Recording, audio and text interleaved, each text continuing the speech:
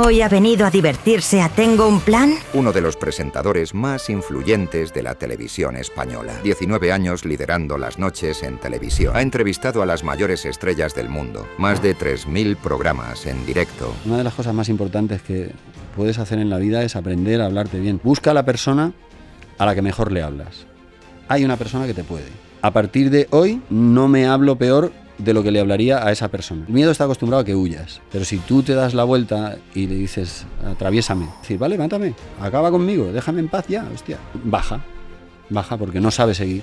Me he arruinado 2 veces. ¿2 veces? 2 veces. Algún millonario me ha dicho que hasta que no te arruinas 3 veces no haces dinero de verdad. ¿A qué te recuerda esta foto? Bueno, esto es el Instituto de Requena. ¿Cómo era el Pablo del Instituto de Requena? El peor, yo era un problema. Hasta que vino un profesor de prácticas que se llama Joaquín y me hizo caso. Todo el mundo necesita en algún momento que alguien te diga, te veo, te estoy viendo, tú eres valioso. Eso fue lo que hizo Joaquín. Él vino y me salvó. Me decían que yo no podía ser en la tele porque era muy feo, porque mi cara no tenía personalidad y que yo era un guionista extraordinario, pero que nunca en la vida haría tele. ¿Pero quién te decía eso? ¿La gente de la tele te lo decía? Esto me lo dijo concretamente una persona muy poderosa de este país, que era... Madre mía.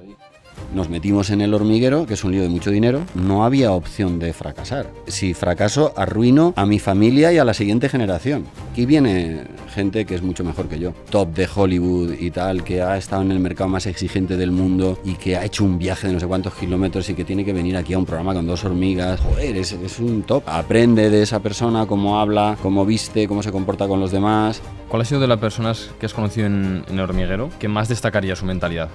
Es que, ¿cuánto tiempo tenéis? Estás a punto de acabar la 19ª temporada. Sí. Son creo casi 2.900 programas. Todo el rato haciendo lo mismo, mismos días, misma rutina. ¿Qué conclusión sacas de la felicidad?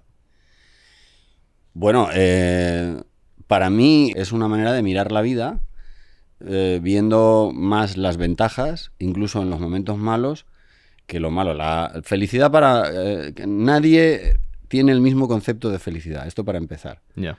Me gusta mucho una definición que hizo Punset que decía es la ausencia de miedo.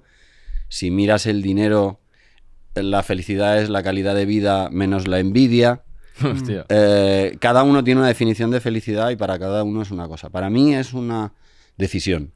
O sea, si está pasando algo malo y en ese momento no soy feliz, no le quiero regalar tiempo a la vida, porque va muy rápida, sin ser feliz. Entonces, no me refocilo en la mierda, para que me entiendas. O sea, sé que estoy triste, quiero que me atraviese la tristeza y luego quiero salir. Y quiero encontrarle alguna ventaja. Entonces, lo que me ha pasado me ha enseñado esto, o hay una manera muy cruda que yo hago a veces, encuentra 5 ventajas de esto que te acaba de pasar, que es un horror. Pero encuéntrale 5 ventajas. Por ejemplo, hay una que tú estás con una persona que es muy pesada y tienes que ser educado, pero es muy pesada o es alguien de tu familia, ¿vale? Y entonces tú sabes que te va a meter una chapa de 1 hora. ¿Qué puedes hacer? Tienes la sensación de que estás perdiendo el tiempo, de que te gustaría estar en otra parte, de que te está contando lo mismo de siempre, ¿vale? Estás practicando tu paciencia. Entonces, entrenar la paciencia es una ventaja. ¿Me entiendes? Cuando me refiero a una manera de ver la vida, es un esfuerzo que tú haces y una decisión que tú tomas todo el rato. La putada del ser humano es que no estamos hechos para ser felices. Tu cuerpo está hecho para sobrevivir y para reproducirse. Y nada más. Y eso lo haces muy bien. O sea, cuando vino el COVID, lo hicimos muy bien. Porque había que sobrevivir y luego tú te enamoras de una persona y, o sea, todas tus hormonas intentan que te reproduzcas. Entonces tienes una enajenación mental transitoria de drogas durante 10-12 meses con la intención de que venga otra persona al mundo. Eso lo hacemos muy bien. Pero sobrevivir necesita que tú siempre pienses que te va a pasar lo peor. Eso es la supervivencia. O sea, si tú estás... antiguamente todo te mataba. Entonces, si tú estás, por ejemplo, en la selva y se mueve una rama, era mucho mejor pensar que venía un tigre que era el viento. Porque si eras demasiado optimista y no era el viento, era tu último día en este mundo. Entonces, nuestro cerebro, por mucho, no somos muy egocéntricos, pero nuestro cerebro está hecho como está hecho. Y la parte de abajo, la parte reptiliana, que es muy grande y muy importante en nuestro cuerpo, está hecha para sobrevivir, es decir, para pensar que siempre te va a pasar lo peor. Si quieres saber lo bien que estás o lo mal que estás, lo único que tienes que hacer es quedarte en silencio. Te quedas en silencio un rato y tu cerebro te da una idea asquerosa de algo malo que no ha pasado nunca, de una conversación que no vas a tener jamás, de una cosa que te dijeron y tú tenías que haber contestado otra cosa, pero no se te ocurrió en el momento. Basura. Claro. Ya. ¿Vale? Entonces, eso hay que dirigirlo. Por eso digo que es una decisión. Es una decisión que hay que currar. Y viendo esa decisión de 5 aprendizajes, si vieses esta temporada, la temporada 19, ¿cuáles dirías que han tenido en este camino? Esta ha sido brutal, porque ha habido pelea y entonces, o sea, la competencia nos ha dado un extra yo creo que de que la gente se una. Ya. Es un equipo que lleva 19 años. Claro, es un equipo, bueno, que llevan 19 años los que han sobrevivido, o sea, los malos no han sobrevivido los 19, pero por un lado nos ha unido, por otro lado hemos hecho el programa, yo creo que estamos más finos que nunca. Estoy muy contento con cómo ha quedado, porque estoy muy contento con la audiencia, estoy muy contento con los patrocinadores, que a nosotros nos exigen ser rentables, y sobre todo estoy muy contento con la calidad. O sea, hemos hecho algunos programas esta temporada. De hecho, la audiencia de la temporada 19 es mejor que la de la 18. Así es que ahora que acaba y que me voy a ir de vacaciones, todo muy bien. Esto es lo que dice Rafa Nadal, que gracias a Djokovic y Federer le permitió ser Rafa Nadal. Claro. Y me hace reflexionar lo que dices, el tema de la dicotomía entre persigo la felicidad, pero entonces no consigo ser exitoso, por ejemplo, en el emprendimiento. O persigo la paz mental, pero luego mi empresa no crece. Sin embargo, la persona que somos ambiciosos, siempre buscamos qué es lo que está fallando en mi negocio, qué es lo que me falta en mi vida, ese deseo de querer una vida mejor, de progresar, de trascender. Es curioso este balance, ¿verdad? De que si persigues la felicidad, no progresas en el emprendimiento o en tu proyecto laboral. Bueno, no estoy muy de acuerdo. Yo creo que eso tiene que ver más con la gente que es trabajadora y los que son vagos. Entonces, si tú persigues la felicidad pero tu empresa no va bien, a lo mejor debería. No es incompatible. O sea, pues puede ir bien y puede ser feliz. Por supuesto. Tienes que trabajar un poquito más. Eso es lo que te pasa. Y que vayan las cosas mal a nivel laboral y puedas ser feliz, ¿tú crees que eso se puede conseguir? Sí. Yo te pongo un ejemplo. Imagínate que es tu último año del hormiguero y estás en el top 3 de audiencia de programas de esas horas. ¿Te retirarías feliz? Es una pregunta muy difícil. A mí me gusta ganar. Pero si no ganase, seguro que sí. O sea, yo antes de tener dinero, que ahora me va bien, no tenía un duro y era muy feliz. Ahorraba es verdad. durante toda la semana para poderme ir el viernes a un asador y comerme un asado y volverme a quedar sin dinero. Es decir, yo tengo sé que tengo la capacidad de recuperarme. Hay una cosa que me dijo Juan Roch, el de Mercadona, que me encanta, porque le pregunté, ¿tú qué crees que va a pasar el año que viene? Dice, no lo sé, pero te voy a contar una cosa. Dice, había un pájaro muy grande en una rama y le preguntaron, ¿no tienes miedo de que se rompa la rama? Dice, mi seguridad no está en la rama, mi seguridad está en mis alas. Qué bueno. Y entonces confío en mis alas. Independientemente del contexto en el que estés, eres capaz de solventar esa situación, ¿no? Sí, en algún momento. Podré sufrir, pero no le regalo sufrimiento a la vida porque voy a cumplir 60 años. Entonces no tengo tiempo de hacer el gilipollas, ¿sabes? O sea, tengo la capacidad de recuperarme y lo hago con todas mis fuerzas.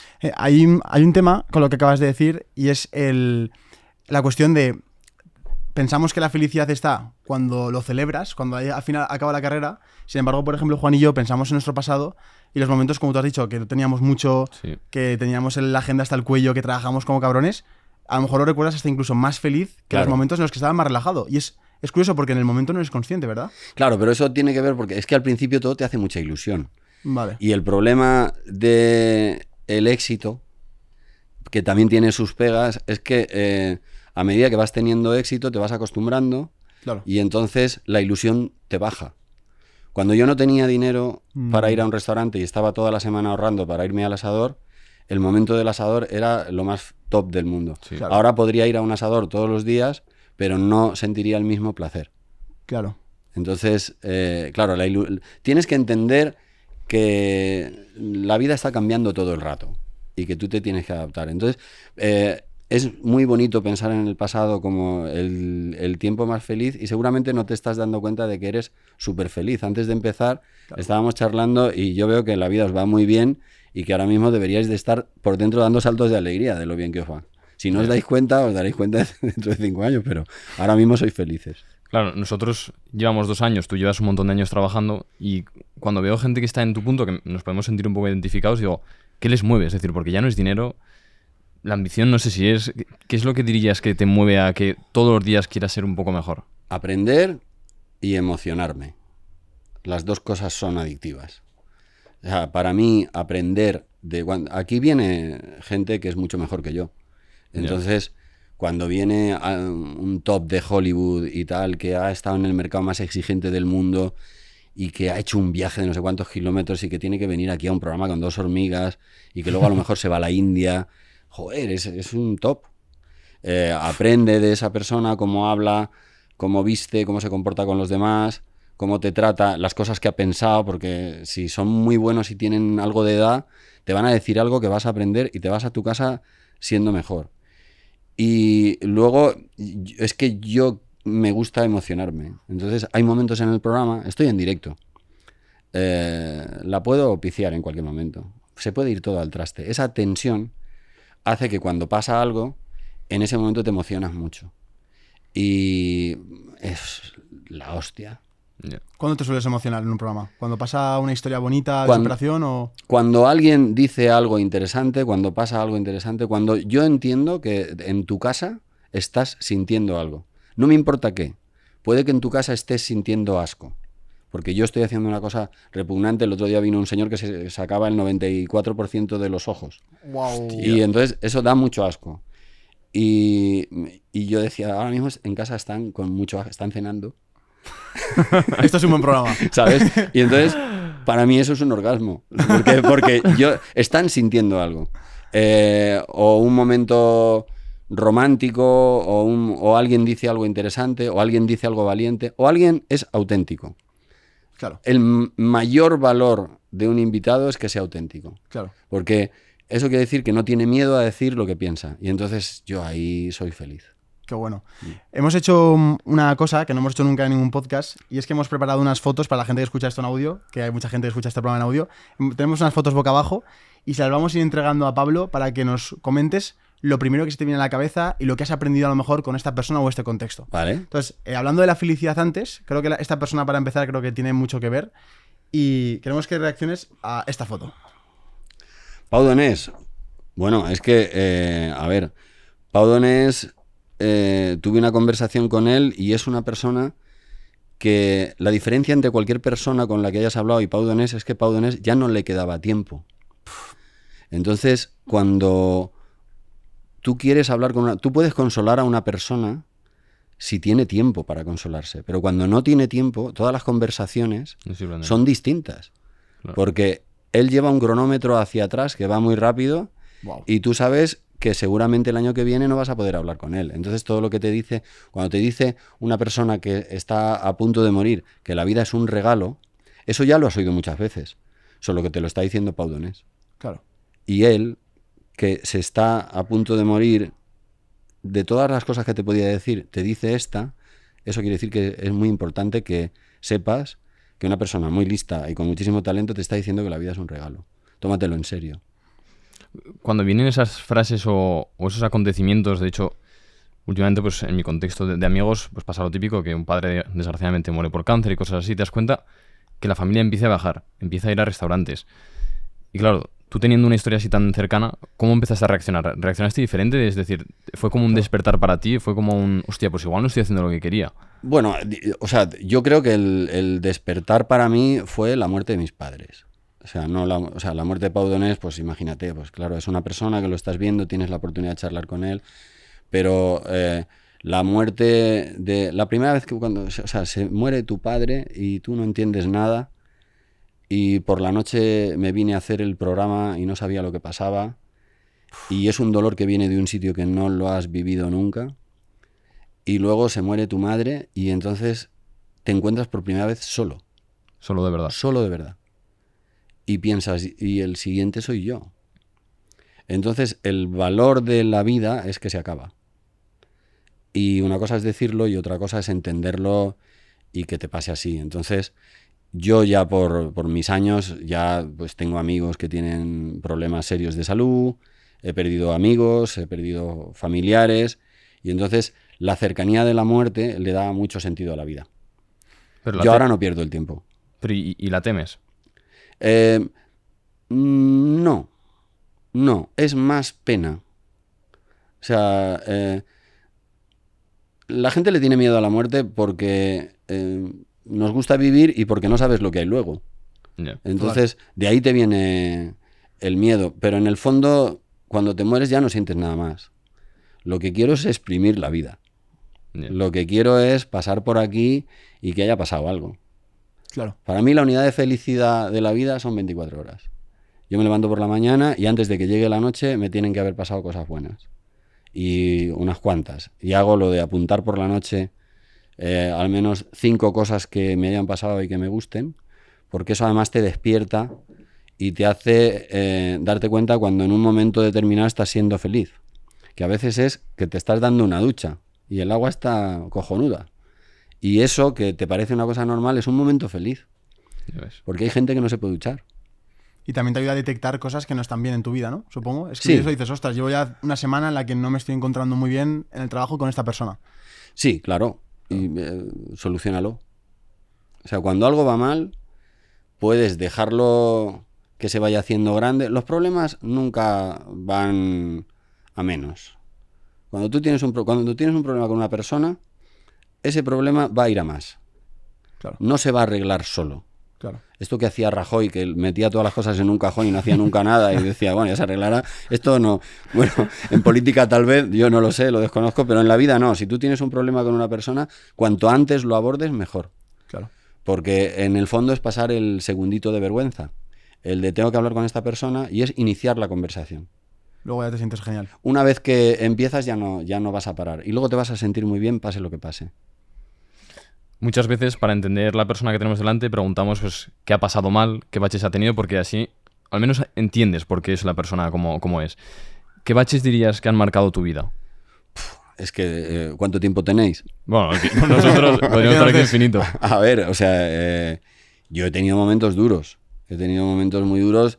Llevo 5 operaciones de alguna bastante seria de accidentes que he tenido haciendo el gamba, pero cuando perdí el brazo derecho en un accidente de buceo y de repente me rompí el bíceps y me quedé sin mi mano fuerte, y la recuperación fue un año, lo tengo perfecto, boxeo, hago toda la vida normal, pero fue un año entero de recuperación y de descubrir el camino que hay cuando mi tarea más importante era recuperar el brazo derecho. Me he arruinado 2 veces. 2 veces. 2 veces. ¿Cómo han sido? Para ver si lo podemos evitar. Pues no te lo recomiendo. O sea, yo creo que si te arruinas es horroroso, sobre todo la primera vez, pero algún millonario me ha dicho que hasta que no te arruinas 3 veces no haces dinero de verdad. O sea, que tampoco... Hostia. tampoco. Y sabía mucho, y es un señor bastante mayor con bastante dinero. Pero la primera vez me estafó un señor. Yo estaba haciendo con él publicidad. Vino un señor enfadado a la radio. Y aún no estabas aquí en Hormiguero, ¿no? No, estoy en la radio en Valencia, soy un crío, tengo 20 y tantos años. Pero bueno, era emprendedor desde el principio y tenía mis cosillas y mis asuntos. Entonces vino un señor enfadado porque nadie le hacía caso, yo le hice caso. Y dice que me tienen que hacer un descuento en la publicidad y tal. Yo digo, cálmese, señor. Y entonces fui al director, le digo, hay un señor fuera gritando que quiere que le haga un descuento y no está el de publicidad. ¿Qué hago? Y dice, pues háselo. Y yo cojo, subo y le digo, tiene usted un 10% de descuento. Y entonces el tío me miró y dice, quiero que tú me lleves la publicidad. Y de repente yo pasé de ganar el equivalente, a ver si lo digo en euros, porque estoy hablando en pesetas, el equivalente a 600 euros más o menos, que era lo que yo cobraba, Vale. a unos 20.000. ¿Qué dices? Sí, en aquel momento. que los 20.000 de entonces Claro, el serían, poder adquisitivo. serían unos 50.000 de ahora. Madre O sea, mía. que podías comprar todo. De hecho, yo tuve una etapa gilipollas sensacional ¿Qué te comprabas donde todo? me gustaba una chaqueta y me decía, ¿de cuántos colores tienes? Y ¿Sí entonces, o no? y entonces era el hortera de bolera, me iba con una chaqueta violeta, cosas así. Y este señor, un buen día, yo me decía, no tengo tiempo para firmar la publicidad, fírmala tú. Y era un dineral porque era una publicidad nacional. Y un día, de repente, el tío gana mucho dinero y Farmaindustria le dice que tiene que meter su producto en las farmacias o que si no va a tener problemas. Y los tuvo y desapareció de la noche a la mañana y yo me quedé con una deuda de, me parece que eran 35 millones de pesetas, que no sé cuánto es en euros. Como 200.000 euros, ¿no? 500.000. Wow. Claro, y yo pasé en 24 horas de tener mucho dinero, gastar mucho dinero, a no tener dinero y deber mucho dinero. ¿Cuántos años tenías ahí? 20 y algo. ¿Y cómo fue? ¿Cómo fue esa siguiente semana? ¿Cuál fue el Pues, plan de acción? te voy a decir lo que hice. O sea, él siempre me reñía porque, bueno, era un tipo, o sea, yo un crío y él un estafador. Ya. Estamos hablando, o sea, y él me reñía siempre por el reloj. Ese reloj, los hombres se miden por el reloj, es la joya que puede llevar un hombre. El estatus de un hombre es el reloj, lleva un Casio roto. Y yo decía, pero si esto tiene que dar la hora. Y entonces decía, cómprate un reloj y cómprate un ático. ¿Un ático? Sí, para mirar desde arriba. Hay que mirar desde Madre arriba mía. a la Buen gente y consejo. no sé qué. Una cosa loca. Y entonces me quedé sin nada y lo que hice es que me fui a una tienda de relojes y con el poquito dinero que me quedaba me compré el primer reloj caro que yo tuve en mi vida, que fue un Cartier, y para acordarme de que la vida cambia en 24 horas.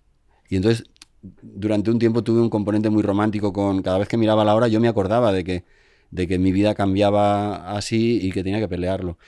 Y estuve a punto de ir a buscarlo para meterme en un lío monumental y una persona de mi trabajo, o sea, la que ahora es mi mujer, me dijo, has ganado mucho dinero con él, tienes un piso, tienes un coche, lo volverás a ganar.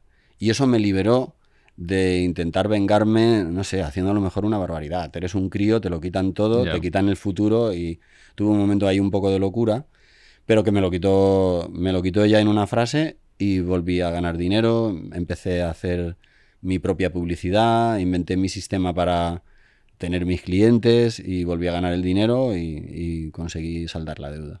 Y la segunda vez me arruiné en la bolsa. Venían... ¿En la bolsa? En la bolsa. Joder. Venían mis amigos, a mí me explotó la burbuja inmobiliaria en la cara. Entonces hablamos de año 2008. 2008 más o menos. En fechas no te lo sabré decir, pero estaba la gente como bueno, mis amigos venían que les faltaba un puro. Estoy ganando una pasta todos los días, el otro venía, tío, he pedido un préstamo para meter el dinero en la bolsa, en la firma, porque estamos ganando una pasta. Ya yo les veía que decía, tío, pero mete, total, que empiezo a meter y empiezo a ganar pasta. Al inicio del hormiguero es esto, ¿no? No, esto es antes. Antes. Esto es antes. No, Sí, ¿no? Sí. Ostras. Es que no lo sé, de fecha soy horroroso. Pero bueno, tú ahí a nivel económico ya estabas bien otra vez. Yo ¿no? estaba bien y Vale, entonces empiezo a invertir en la bolsa y empieza a entrarme dinero rápido. Y una mañana me levanto y había perdido la mitad. Y entonces llamo y digo, oye, ¿qué está pasando? A tus amigos. Claro, llamo al capo de mis amigos y le digo, oye, ¿qué está pasando? Y dice, nada, son fluctuaciones. Y yo, que no sabía lo que significaba eso, dije, vale, serán fluctuaciones. Media hora más tarde había perdido el 75% del dinero. Y entonces vendí lo que pude malamente y salí de allí, pero con mucha avería. Y aprendí que yo no sé ganar dinero en la bolsa. Yo sé ganar dinero trabajando y el dinero rápido es muy peligroso. Me gusta más el dinero lento a largo plazo. Nos dijeron una A vez mí eso se me da bien. una frase que era, no hagas negocio de lo que no es tu negocio. Esto está muy bien. A nosotros nos ofrecieron hacer reportajes para National Geographic y decían que era muy rentable. Pero yo decía, pero si es que no hemos visto un tigre en la vida. Hay otro concepto que hablas del dinero que me gustó mucho, que era el dinero caro y el dinero barato. Sí. Esto me gustaría que lo explicaras porque te vuela la cabeza. Es como si te pegara un collejón. Bueno, es un buen consejo que no me lo dio nadie, pero lo he aprendido. O sea, cuando una cosa la harías gratis, ese dinero es barato. Cuando una cosa no te apetece hacerla y no quieres hacerla, ese dinero es caro. Claro. Y tienes que tener cuidado con tu dignidad, con lo que te piden a cambio y si eso te va a hacer sentir bien o mal. Dinero, si lo haces bien, vas a ganarlo, pero busca el dinero que para ti es barato. Busca las cosas que te gustan. Todo lo que te gusta no te va a costar nada repetir. Ya. Entonces, si tú repites mucho una cosa que te gusta, te va a acabar saliendo bien. Y eso te va a acabar dando dinero. Pero desde luego, cuando a lo mejor me quieren contratar para una cosa, pero yo no la veo clara y es mucha pasta, yo no lo cojo. Y es un consejo que me atrevo a dar porque sé que es verdad. ¿Pero crees que hay que pasar primero por el dinero caro para llegar al barato? ¿O una persona puede empezar desde el barato y llegar a ganar grandes cifras? Cada uno que se Que se busque la espabile. vida. O sea, si el consejo te llega y lo tomas, a lo mejor te salvas de alguna movida. Sí. Y si prefieres vivir la experiencia, pues no te preocupes que la vivirás. Juan, enséñale la foto de Elías. Yo creo que con Sí. esto de los consejos, ¿A qué te recuerda esta foto? Bueno, esto es el Instituto de Requena. efectivamente. ¿Cómo era el Pablo del Instituto de Requena? El peor. El peor. O sea, yo era muy mal estudiante y, a ver, me divertía hacer el gamberro, me aburría en las clases. Yo era un problema, por resumírtelo. Y luego cuando llegaba el final de curso, como tocaba la guitarra, entonces me hacían caso. Y entonces, en ese periodo brevísimo de tiempo donde yo tocaba la guitarra, los profesores venían y me decían, ay, si te esforzases en lo demás, igual que en la guitarra y tal. Pero yo era muy mal estudiante hasta que vino un profesor de prácticas, que se llama Joaquín, y me hizo caso. Entonces, Hostia. es que, mira, todo el mundo necesita, en algún momento, es una necesidad humana, que alguien te diga, te veo, te estoy viendo, sé que, y tú eres valioso. Eso fue lo que hizo Joaquín. Eso fue lo que hizo Joaquín sin decírmelo. Pero de repente me hizo caso, la persona con la que menos querrías estar, que era yo, él venía al final de la clase y se volvía conmigo y me acompañaba a mi casa, y lo que hacíamos era charlar. Pero yo creo que por primera vez como estudiante me sentí valioso y él se dio cuenta de que lo que me pasaba es que me aburría. No era un mal estudiante, es que me aburrían las clases. Y me ayudó muchísimo a pasar de ser un mal estudiante a ser uno bueno. Esos consejos en ese momento no te das cuenta de la magnitud que tienen en el Pablo de ahora, ¿no? Desde luego, desde luego. Y tampoco sé cuánta bondad tenía Joaquín para acercarse a mí. Porque créeme que no era una persona que te apetecía... yo era un gamberro. Y entonces lo que hacía era gamberradas y eso era lo que me divertía. Y con malas compañías... O sea, y él vino y me salvó. Un Salvó. profesor, un maestro de verdad. Wow. ¿Y qué es lo que te hizo cambiar de verdad? Decir, hostia, quiero montármelo por mi cuenta, quiero... Porque veo que hay gente que es capaz de creerse que puede luchar por esos sueños y gente que, bueno, ya entra a un trabajo normal, que es totalmente respetable, pero ya no lucha por esos sueños que tiene. ¿Cuál fue esa chispa de decir, quiero ir a por ello? A ver, en mi caso fue que me enfadé. O sea, yo, si quieres te hablo del hormiguero. Empezamos a hacer el hormiguero, quieren que lo haga yo, y entonces yo contrato a una productora. Y la productora no hacía más que putearme. Y entonces yo les decía, oye, que el cliente soy yo. Que no podéis estar tangándome dinero diciéndole a la gente que no le pagáis un taxi o que no pagáis un DVD, que soy el cliente. Y un día me cansé y dije, pues hasta aquí. Si me equivoco yo, y si triunfo yo. Y entonces nos metimos en el hormiguero, que es un lío de mucho dinero, y no había opción de fracasar. Cuando no tienes una segunda opción, No había opción. no hay opción, porque si fracaso, arruino a mi familia y a la siguiente generación. Wow. Porque nos metimos en un crédito de muchísimo dinero. Wow. Entonces, por supuesto que sufrí como un perro. O sea, tenía tics en la boca, un presentador con tics en la boca, que se le cerraba un ojo, que le salían granos de repente de los nervios, del miedo. Wow. es el peor presentador de la televisión, seguramente. Como, madre mía, pues ¿cómo me van a contratar a mí para... Voy a salir ahí haciendo muecas y tal. Pero el nivel de esfuerzo que tenía era 100. Claro. Y mi socio se ríe ahora conmigo porque por lo visto yo un día le dije vamos a hacer historia y él que había hecho Crónicas Marcianas, que había estado con Arús y tal, se fue a Barcelona diciendo este gilipollas. Y aquí estamos. ¿Eso cuánto crees que tiene que ver con tu persistencia, con tu cabezonería de esto lo saco adelante sí o sí? ¿O tiene que ver con qué se dieron los casos para que esto funcionara? Con lo primero. Sí, ¿no? O sea, tienes que tener suerte, ¿vale? Y yo tengo suerte. Yo creo que soy una persona con mucha suerte. Pero mi parte del trabajo siempre está hecha. Y da igual que no me guste, da igual que esté cansado, yo mi parte la hago. Y es que la suerte te va a llegar. Sí. Si estás currando siempre a muerte, hay un momento donde se cruza un golpe de suerte, te pilla a tope y entonces acabas ganando dinero. Claro. ¿Cuál ha sido de las personas que has conocido en El Hormiguero que más destacaría su mentalidad? Que digas, joder, este tío es muy disciplinado, qué manera de trabajar. ¿Alguien que destacarías? Bueno, más, fíjate, a mí es que siento mucha admiración por la gente que siempre tiene la frase que tiene que decir. Entonces, Yeah.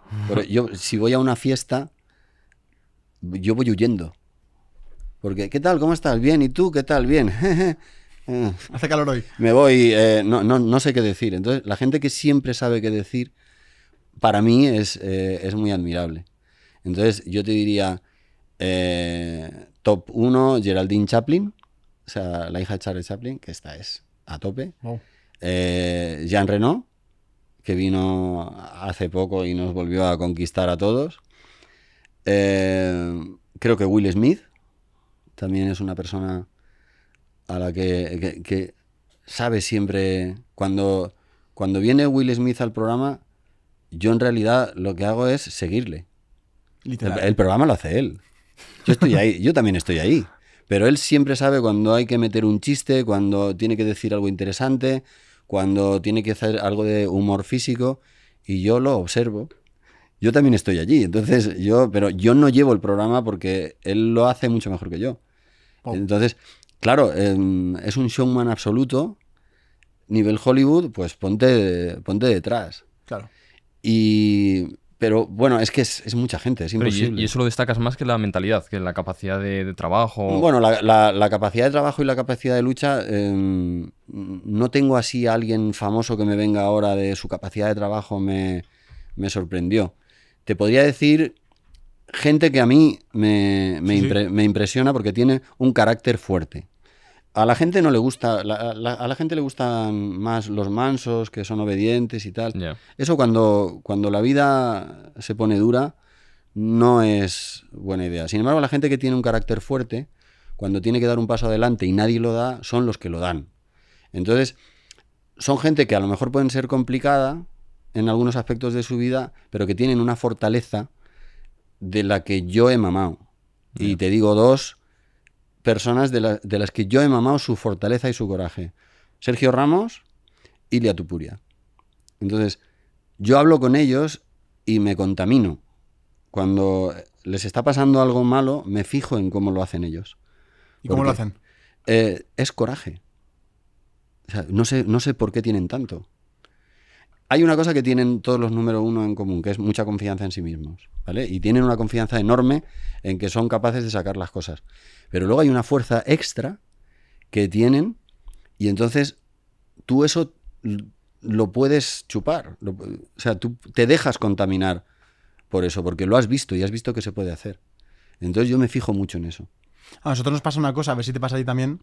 Cuando entrevistas a gente con tanto recorrido, por ejemplo, como tú, muchas veces Juan y yo nos miramos y decimos, vale, ¿qué hemos aprendido de hoy? Y no es tanto lo que ha dicho, sino el estar en la sala con él, la energía, un gesto que ha hecho. Y dices, wow, ¿has visto lo que ha hecho en ese momento? Exacto, pero, o sea, mira, yo un día estaban haciéndome yo cíclicamente recibo unas campañas en contra que ya forman parte de mi vida. Entonces estaban haciendo una campaña contra mí, no recuerdo muy bien por qué, y llamé a Sergio y le digo, joder, tío, estoy hecho polvo, se están metiendo muchísimo conmigo, y me dice, Pablo, ¿me estás hablando en serio?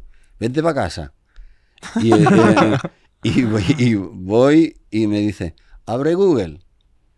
Digo, ¿qué quieres? Abre Google y pon mi nombre, a ver lo que dicen hoy de mí. Es que es una locura. Claro. Y entonces empiezo a ver cosas abominables de él, de su pareja, de mentiras, de tal. Dice, ¿qué te parece? Digo, nada, ya estoy bien.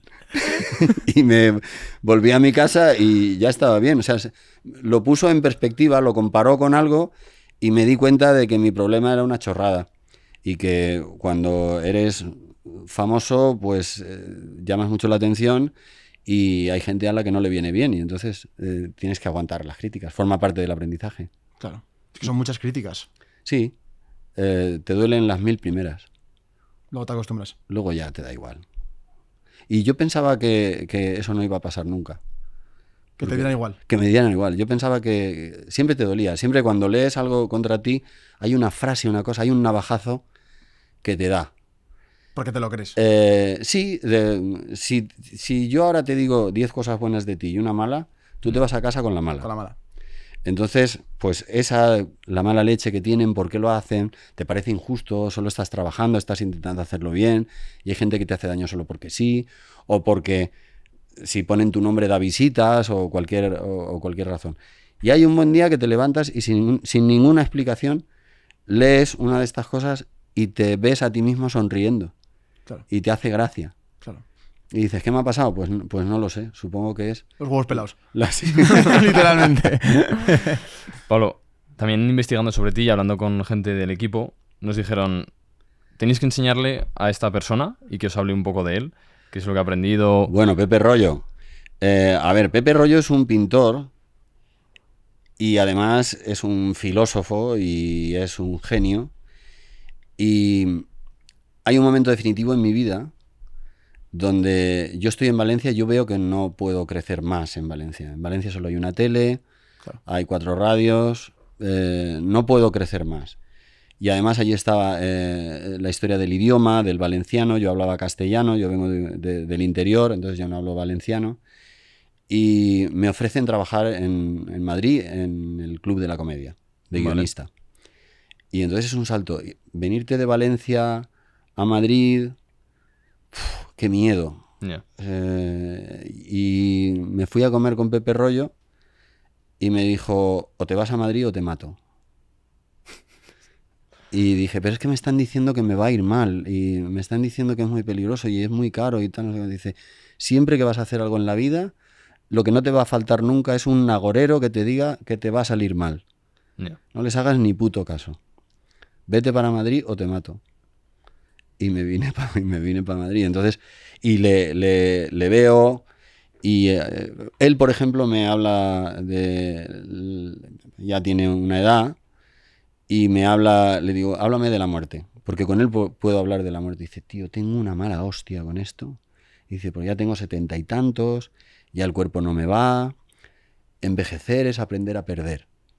O sea, empiezas a perder la vista, empiezas a perder, ya no puedo bajar escaleras, porque tengo miedo de caerme.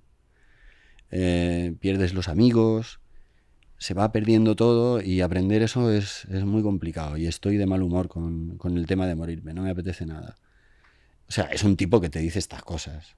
Yeah. Entonces yo le quiero muchísimo y le admiro muchísimo. Y luego es un pintor que es hiper famoso en Japón y en Japón y en Estados Unidos. Hostia. Es en España le llaman el nuevo Sorolla. Él hace una pintura parecida a Sorolla, pero en Estados Unidos no puedes ir por la calle con él porque le conoce todo el mundo. Y en Japón, yo no he estado con él, pero en Japón no puedes ir con él porque todo el mundo le admira mucho.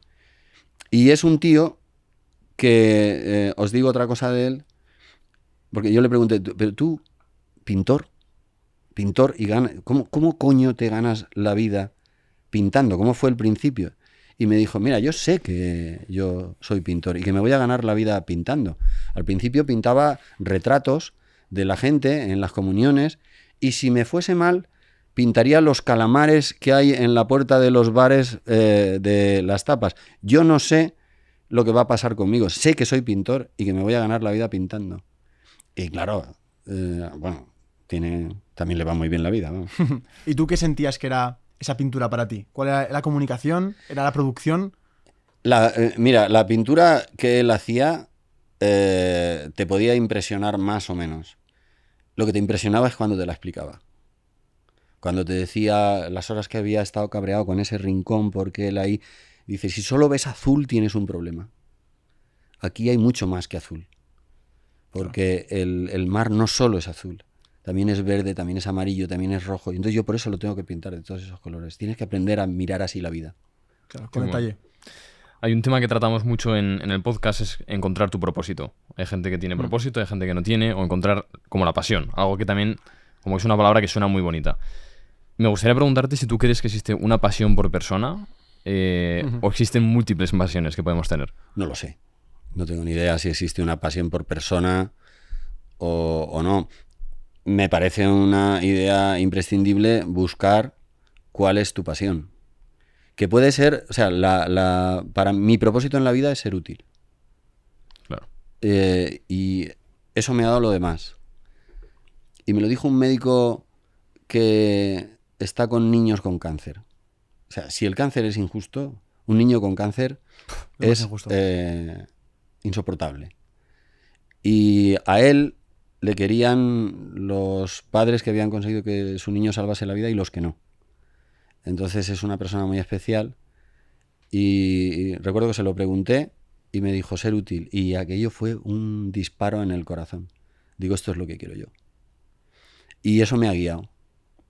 Entonces para mí cualquier cosa que sirva para que las cosas vayan un poco mejor, a mí me vale. ¿Cuándo fue el primer momento que te sentiste útil? Es que sí, el primer momento no lo sé. Donde más útil me he sentido ha sido en la pandemia. O sea, el programa puede tener momentos espectaculares y lo que te dé la gana, pero hacerle compañía a la gente en la pandemia cuando estábamos todos muertos de miedo es lo más importante que yo he hecho en mi vida. Porque, claro, llega el COVID. Pasa lo que pasa. El trauma que vivimos en el COVID es tan grande que se nos ha olvidado.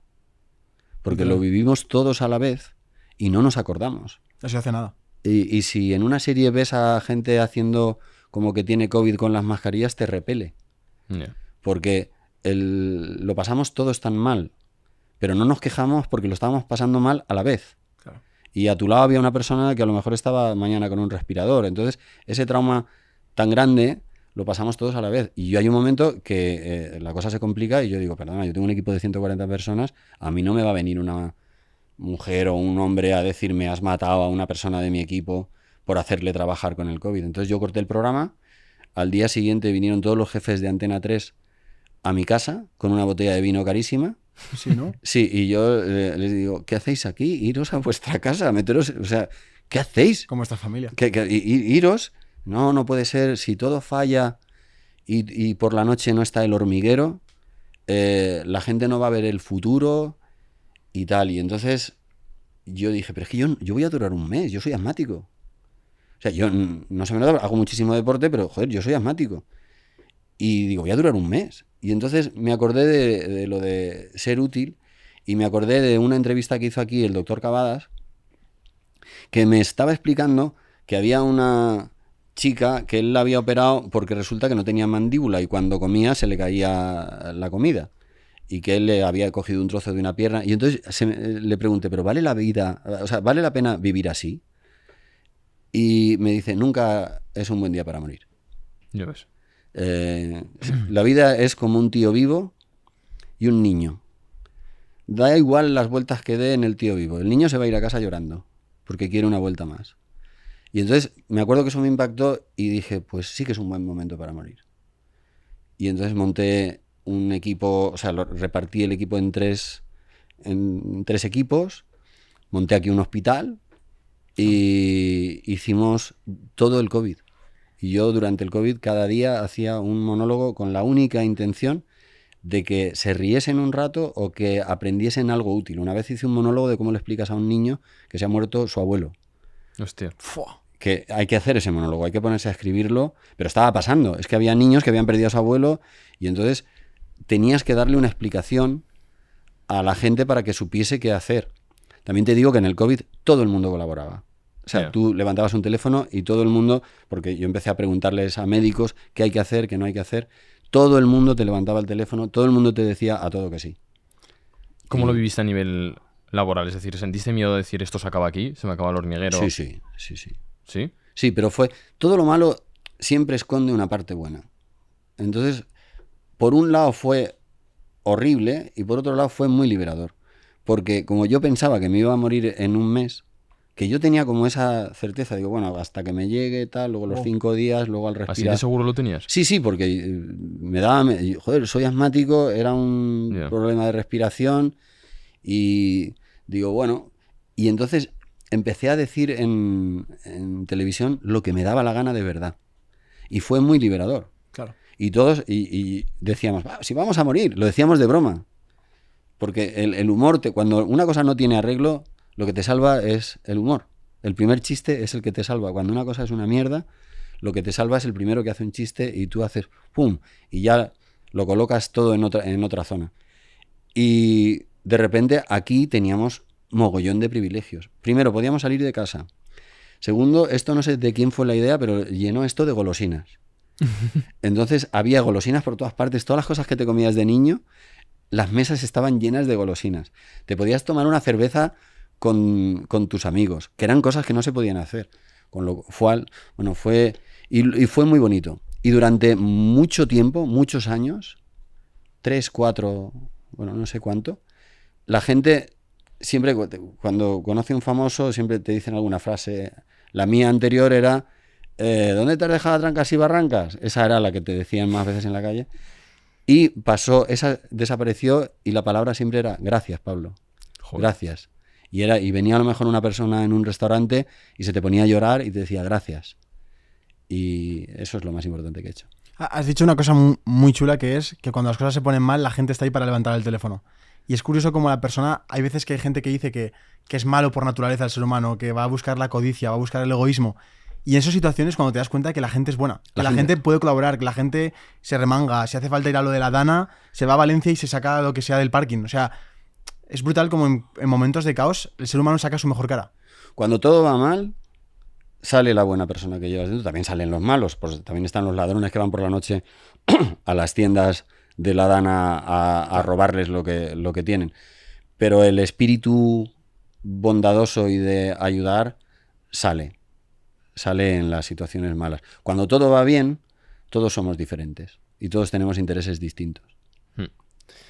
Vamos a abrir un temazo chulo, que encima tú hablas mucho de este tema.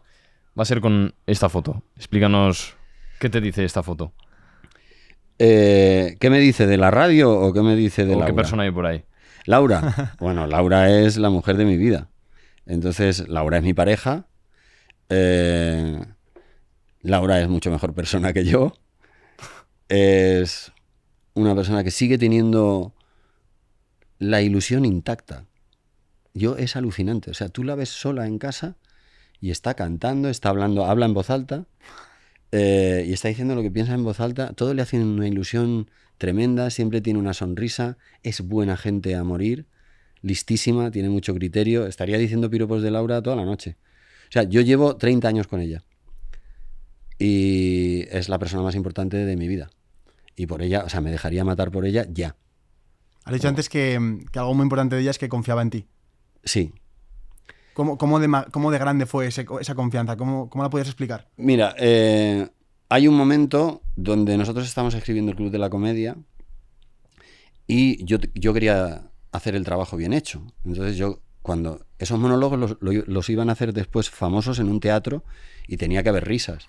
Entonces escribíamos los monólogos, yo me los aprendía de memoria y me iba a un bar a probarlos. Y entonces yo en el bar veía si entraba el chiste, si no entraba el chiste, si un chiste entraba muy fuerte, eso es que iba a haber un aplauso. Y entonces yo hacía esto. Y yo quería hacer monólogos y yo quería salir en la tele. Y entonces, donde escribíamos los monólogos, me decían que yo no podía salir en la tele porque era muy feo, porque mi cara no tenía personalidad, porque no tenía mandíbula y que yo era un guionista extraordinario, pero que nunca en la vida haría tele. ¿Pero quién te decía eso? La gente de la tele te lo decía. Esto me lo dijo concretamente una persona muy poderosa de este país, que era uno de los jefes de la productora en la que trabajaba.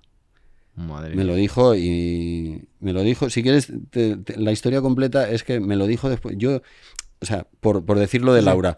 Laura confiaba en mí y me decía, Pablo, tú tienes estrella, Hostia, qué tú eres bueno. diferente. O sea, cuando tú sales en un bar pasa algo. Este tío no lo ve, pero tú eres la hostia. Y eso, en ese momento, cuando te están diciendo lo que te están diciendo, pues imagínate lo que era para mí. Y la historia completa de cuando yo hice el Club de la Comedia y entonces decía, oye, perdona, escribimos 400 monólogos del Club de la Comedia, yo quiero hacer alguno. Y entonces impuse a hacer los monólogos.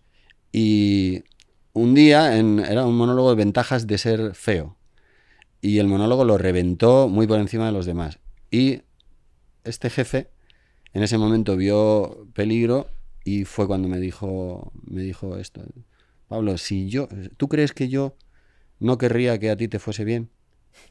De verdad, te están engañando, toda tu gente te está engañando, tú no vales para esto y tal. Y me dijo lo de tu cara no tiene personalidad, no tienes mandíbula. Me dijo todo eso y yo me fui al baño, me senté en la taza del baño y me desmayé. Madre mía. Sin muchos daños más allá de un cabezazo contra una pared. O sea, me desmayé, pero flojito. Y porque era tan shock, ¿no? De ver que tu futuro no iba a ser posible. ¡Guau! Porque te dicen eso cuando acabas de terminar un monólogo con todos los nervios del mundo y habiéndolo reventado, porque o sea, el teatro se vino abajo, entonces yo venía de tener un éxito brutal y mi sueño se estaba haciendo realidad. Y entonces una persona a la que admiras y le tienes muchísimo respeto te mete esta hostia. Entonces me desmayé, o sea, mi cuerpo no pudo con la frase. Y eso como... ¿Qué aprendizaje te has llevado para luego aplicarlo con tu equipo? Porque mucha gente le pasará eso contigo de cualquier frase que tú digas hacia ellos, les impactarás toda la semana. Tienes que tener mucho cuidado y aún así fallas. Claro. O sea, decir que... O sea, la semana... Puedo ser concreto. La semana Por favor. pasada metí gravemente la pata 2 veces en este sentido. Y me di cuenta tarde. Y luego pedí perdón y he intentado solucionarlo porque te das cuenta que a veces vas deprisa en una conversación, dices una cosa y lo que digas tú, Claro. la gente se lo toma muy en serio y puedes joder a alguien. A mí ya me hicieron esa avería, yo esa avería no se la quiero hacer a nadie. Volviendo al amor, yo me acuerdo de un vídeo que a mí me impactó mucho porque yo también llevo muchísimo tiempo con mi pareja, aunque sea joven, que era lo de las etapas del amor. Claro, Sí. yo veía a todos mis amigos que todos los fines conocían a una chica nueva, esa ilusión, esa droga, y me sentía incomprendido porque digo, yo ya no tengo esa droga. Y explicabas muy bien lo de las etapas del amor y me gustaría que quedase aquí también tengo un plan. ¿Cómo lo explicabas? Buah, no me acuerdo bien porque en aquel momento me lo preparé, pero bueno, o sea, tú al principio todo mola, porque al principio, o sea, tú estás con alguien y es que todo se pone de cara, porque tú tienes ganas de hablar, tienes ganas de conquistar, tus mejores historias las vas a contar por primera vez, entonces claro, es que tus hits de repente es la primera vez que se los cuenta, ella flipa. Tú también flipas. Los hombres, las mujeres se quejan de los hombres de que los hombres no hablamos. Yeah. Y en ese momento tú estás muy hablador. Las drogas hacen que en ese momento ellas tengan más testosterona. O sea, que tú quieres hablar y ellas quieren hacer el amor. Con lo cual, es como que todo es perfecto. ¿Vale? Pero eso es un espejismo que se va. Luego llega la normalidad. Estás a gusto con tu pareja, bien, todo va bien y tal. Y hay un momento en el que empiezas sin darte cuenta, a competir en lo negativo. Me ha hecho esto, le hago aquello. No tenía por qué haberme dicho esto, le hago lo otro. Y te vas con tus amigos y la pones a caldo. Y ella se va con sus amigas y te pone a caldo. Esa etapa es peligrosa porque competir en lo negativo te puede llevar o a separarte o a tener pues otras historias por ahí. Si superases todas esas etapas, llegaría lo que yo llamo el amor incondicional, que es que tú sabes que esa es la persona de tu vida. Es la persona más importante de tu vida. Que no quiere decir que acabes con esa persona tu vida, pero es la persona más importante. O sea, yo no sé si acabaré con Laura, yo espero que sí. Yo no sé si acabaré con Laura el resto de mis días o si nos separaremos. Creo que en este momento en mi cabeza es imposible, pero puede pasar.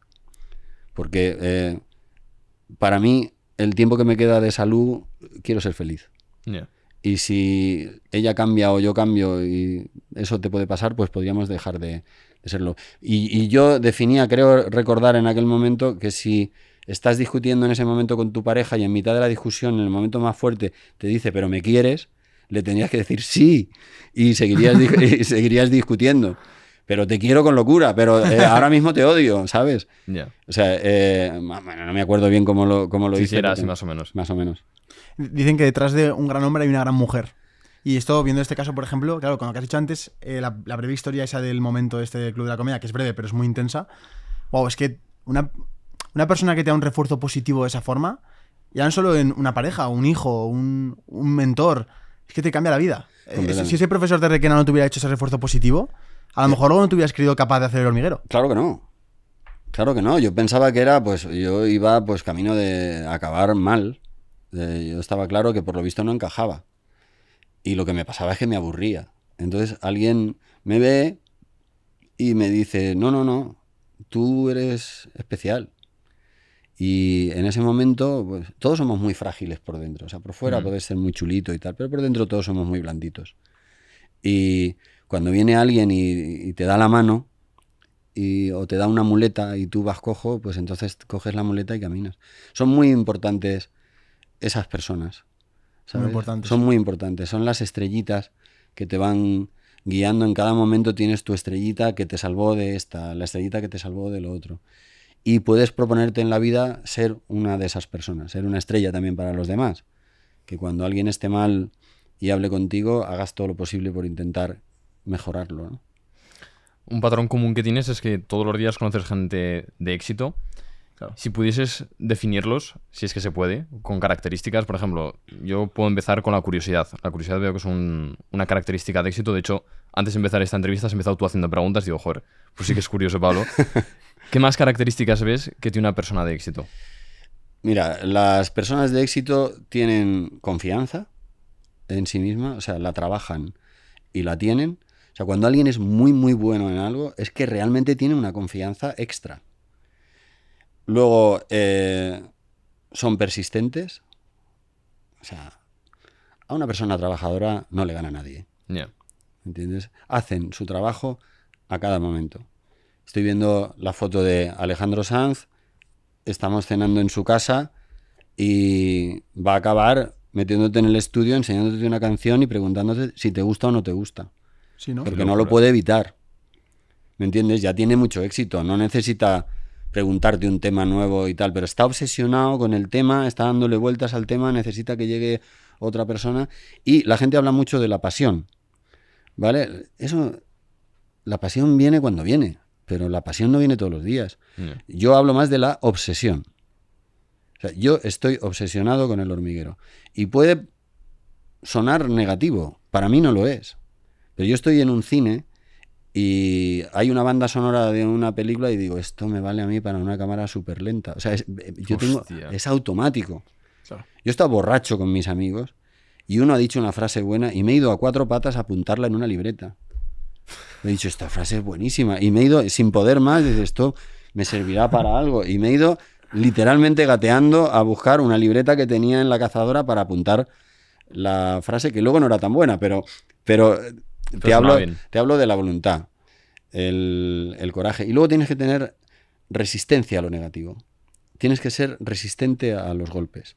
No te puedes venir abajo. Tú no sabes si estás a 1 kilómetro de la meta o a 100. Pero no te puedes venir abajo. Eso no sirve para tener éxito. O sea, tienes que volver a intentarlo, volver a intentarlo, volver a intentarlo y mirar. Y también tienes que ser sincero. Esta cosa que hay ahora de que todo el mundo puede cumplir sus sueños es mentira. Yeah. A lo mejor no tienes el talento suficiente para conseguir tus sueños y además te puedes convertir en una persona peligrosa. Una persona peligrosa es una persona con mucha ambición pero que no tiene talento.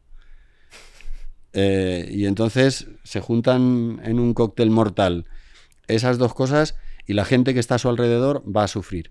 Tienes que darte cuenta si algo es para ti o no es para ti. Pero eso te das cuenta tú cuando ya no te queda aliento. Pero hasta que te quede aliento, lucha. Claro, viendo todo esto, mi pregunta en mi cabeza siempre es la misma y es, ¿qué diálogo mental tiene Pablo cada día cuando la motivación ya no está? Después de esta conversación, Juan y yo estaremos subiéndonos por las paredes ultramotivados y queriendo trabajar todo el día. Pero va a haber un momento en el que hasta esa motivación se va a acabar. Sí. Cuando todo se acaba, cuando estás aburrido con otro miércoles más de tu vida, que son todos iguales, ¿cómo es tu diálogo interno para mantener ese trabajo duro, esa obsesión? Cuando se acaba la motivación, disciplina. lo voy a seguir haciendo por inercia, sin ganas. No quiero escribir esta entrevista, me apetece cualquier otra cosa menos escribir esta entrevista. Has llegado a ese punto, ¿no? De Sí, estar así. vamos, cabreado como una mona y paseando y diciendo, si es que no me sale nada, es que además no tengo ganas. No tengo ganas de seguir escribiendo en este momento y de hacerlo. Pero hoy, antes de las 10 de la noche, tiene que estar esta entrevista acabada bien. Y tiene que estar bien hecha. Y cuando la haces, dices, y ahora la vas a volver a repasar. Ya la has escrito. Ahora la vas a volver a repasar, porque igual está mal. Y entonces la vuelves a repasar. En contra de tu voluntad, pero con disciplina. La repetición de una cosa cuando no tienes ganas te da fortaleza. Claro. Y confianza. Y te aclara la vista. O sea, cuando no tienes ganas y tienes que sacar algo que esté bien y te tienes que esforzar tanto, digamos que adquieres criterio. Claro. ¿Vale? Saber lo que está bien y lo que está mal es uno de los valores más importantes de la vida. Y cuando lo estás haciendo en esfuerzo y no te gusta y tal, estás ganando mucho. Y luego la fuerza de voluntad también se entrena. Entonces, no es lo mismo la primera entrevista que no quieres hacer que la entrevista número 2000 que no quieres hacer. ¿Tú cómo te lo notas esa mejoría de entrenamiento, me refiero? ¿Es capaz de cambiar literalmente tu estado de ánimo, tu emoción, de decir, no me apetece nada, pero ahora de repente es el mejor día de mi vida? No, tanto no. Ojalá. No, pero luego me siento muy orgulloso. Cuando el trabajo está hecho, como que digo, bueno, lo has vuelto a hacer. Claro. Y entonces me siento muy orgulloso de mí mismo. Y cuando no hay nadie delante, en ese momento me permito ser egocéntrico. Y decir, eres un tío de puta madre, mira lo que has hecho esta tarde. Y además está bien hecha. Joder, bien por ti, tómate una cerveza y unas bravas. Y ahí te sientes feliz. Súper feliz. Cuanto más... O sea, todas las situaciones incómodas valen la pena. Todas. Cuanto más incómodo es algo, mejor te vas a sentir después. Cuanto más difícil es algo, más grande es siempre el premio. Claro. Lo que pasa es que la parte dura, el trayecto en el desierto, no lo quiere nadie. Así nos va. ¿Hay algún día que no trabajas? Es que no sabía ya ni qué pensar, tío. ¿Hay algún día que no trabajas? Estás todo el rato pensando lo mismo, ¿no? El domingo por la tarde, si me va bien el día, el domingo por la tarde no trabajo. ¿Te fuerzas a no trabajar? No, es a donde llego, no llego a más. O sea, vale. O sea, yo preparo la semana siguiente, el fin de semana, Vale. y entonces preparo las secciones, me gusta hacerlo todo yo no sé delegar. ¿Preparas las entrevistas también palabra a palabra o...? Me dan una versión y yo hago una versión de la versión. Vale. Y luego empiezo a imaginarme conversaciones que puedo tener con esa persona y busco conversaciones que me gustaría tener o donde creo, sobre todo, que voy a abrir a la otra persona. En una entrevista, lo importante no es la pregunta que haces, sino la respuesta que te va a dar el otro. Y que tengas objetivo. O sea, no puedes hacer una entrevista y decir, ya tengo 20 preguntas, pues ya está. No, tienes que tener un objetivo. O sea, quiero que este astronauta me cuente cómo cagan en el espacio. No, es un señor astronauta, no puedo andar haciendo, va a pensar que soy un marrano, que soy un frívolo, que no tengo nivel para entrevistarle. ¿Cómo le llevo? ¿Qué hago? Primero tengo que hablar de cómo es ir al espacio, cómo es estar sin gravedad. Yo quiero ir llegando a los detalles. ¿Cuánto miedo da la primera vez que sales de la nave espacial a arreglar algo al vacío? ¿Cómo es la nave por dentro? ¿Se pueden perder cosas? ¿Cómo es el baño? ¿Y cómo es hacer tus necesidades? Voy llegando poco a poco, pero yo lo que voy es intentando llegar a donde yo quiero llegar, porque tengo un objetivo que es la pregunta que me gustaría hacerle. Tener una pregunta que te gustaría hacerle a alguien te ayuda mucho, te da un mapa. Y te ayuda mucho al camino que quieres seguir. Cuando nos conocimos por primera vez, nos impactaron muchas cosas, ¿no? Estuvimos allá charlando 20 minutos, pero aún reflexionamos mucho de lo que nos dijiste. Nos dijiste dos frases, la primera que te voy a comentar y la reflexionamos. Nos dijiste, el hormiguero cuando empezó eran fuegos artificiales. Sí. Y ahora el hormiguero es una cirugía. Exacto. Claro, al principio yo quería que se notase que yo quería hacer el mejor programa de la televisión. Entonces no paraba de jugarme la vida. Entonces, un día volaba en un caza y luego estaba enfermo 3 días porque me habían puesto a 4Gs. Otro día me bañaba con 400 pirañas. Todo esto te estoy diciendo cosas que realmente que hice que lo pasé muy mal. Y entonces me parecía que todo tenía que explotar. Si tú ves Los Hormigueros del primer año, es muy raro que haya un programa donde no haya explosiones de algo. Porque me parecía que cuando las cosas explotan, mola. Y entonces, al principio era todo muy a lo bestia. Que se note que este programa... Yo quiero hacer un programa grande. Ahora lo que quiero es que te sientas bien. Claro. O sea, que te apetezca estar conmigo. Que llega la hora del hormiguero, vienes de currar, tu jefe a lo mejor es un idiota... has tenido un mal día y tal, pero vienes y te entretienes un rato y te vas a llevar algo que no sabías, algo interesante y probablemente te vas a reír un par de veces. Claro. ¿Tú te pones luego a verte todos los programas para analizar fallos y mejorar? Jamás. Jamás. O sea, no me soporto. O sea, yo si veo el programa solo veo, no me gusta mi voz, no me gusta como tal. Lo hago solo cuando es imprescindible. Vale. Entonces, me gustaría hacer cosas que sé que no hago. Me gustaría moverme menos, por ejemplo, que es una cosa... Pero cuando hago el programa me abandono. Y entonces, si muevo mucho los brazos, muevo mucho los brazos. Pero me gustaría moverlos menos, por ejemplo. ¿Vale? Pero ya no estoy en esto. Al principio sí, porque al principio yo venía de la radio y caminaba chepao. Entonces tenía una chepa importante y caminaba fatal. Y cuando sales en la tele te das cuenta de que no sabes ni caminar. No sabes ni caminar. Ni caminar. No sabes mirar a la tele, no sabes nada. Todo lo haces mal. Entonces ahí sí que me miraba mucho y me examinaba todo el rato y practicaba. Entonces hice muchos ejercicios para poner recta la espalda. Hostia, tío. Ahí sí, pero ahora ya, si tengo buena sensación de un programa, prefiero no verlo. Yo me quedo con la sensación. Yo te veo, Pablo, ahora y no sé por qué te comparo, como por ejemplo, con Cristiano Ronaldo, que es una persona hecha a sí misma. En plan, todo en ti veo que ha tenido un motivo, un porqué, un esfuerzo. ¿Cuál fue, por ejemplo, el punto en ti que más tuviste que trabajar porque lo tenías con más déficit para poder llegar a ser la persona en la que querías convertirte? Todo. Empezaste la mierda, ¿eh? Todo. O sea, cuando yo llego a la radio y me doy cuenta de que no sé hablar, que me falta vocabulario. Y entonces digo, bueno, pues voy a ver quién lo hace bien. Y pongo a Iñaki Gabilondo y a Luis del Olmo. Claro. Y yo digo, madre mía, pues si es que hay palabras que no sé.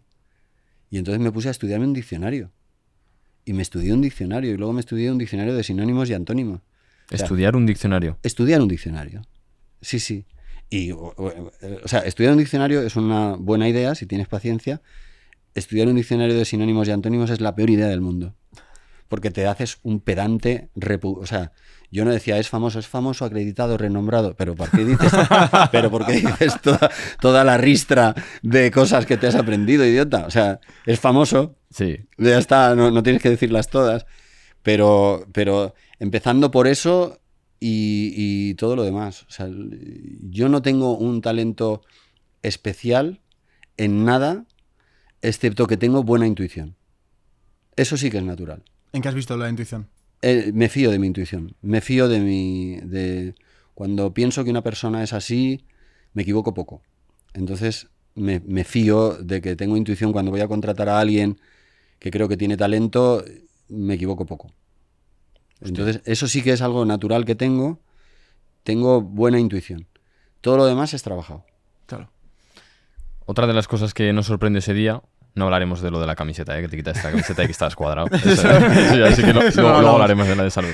Pero otra de las cosas es que me acuerdo que te preguntamos sobre la ambición, tú entendiste pasión, pero soltaste una frase increíble que era, lo de la pasión es una patraña, dice, la vida o vas para arriba o vas para abajo. Y si piensas que te estás manteniendo, es que no te has dado cuenta que vas para abajo. Seguro. Seguro. Sí. Una cosa es que no te guste. Ya. Pero otra cosa es la realidad. Entonces yo soy un radical del sentido común. Ya. ¿Entiendes? Las cosas son como son.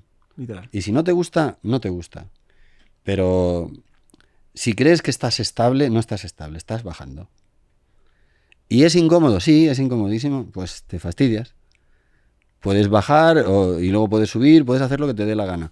Pero en la vida está siempre todo cambiando. Todo el rato está todo cambiando. El trabajo, la salud, todo. Todo el rato. La gente que conoces, tú mismo estás cambiando sin parar. Entonces, la estabilidad no existe. Es un mito. O un sueño, es una cosa que te gustaría, ¿no?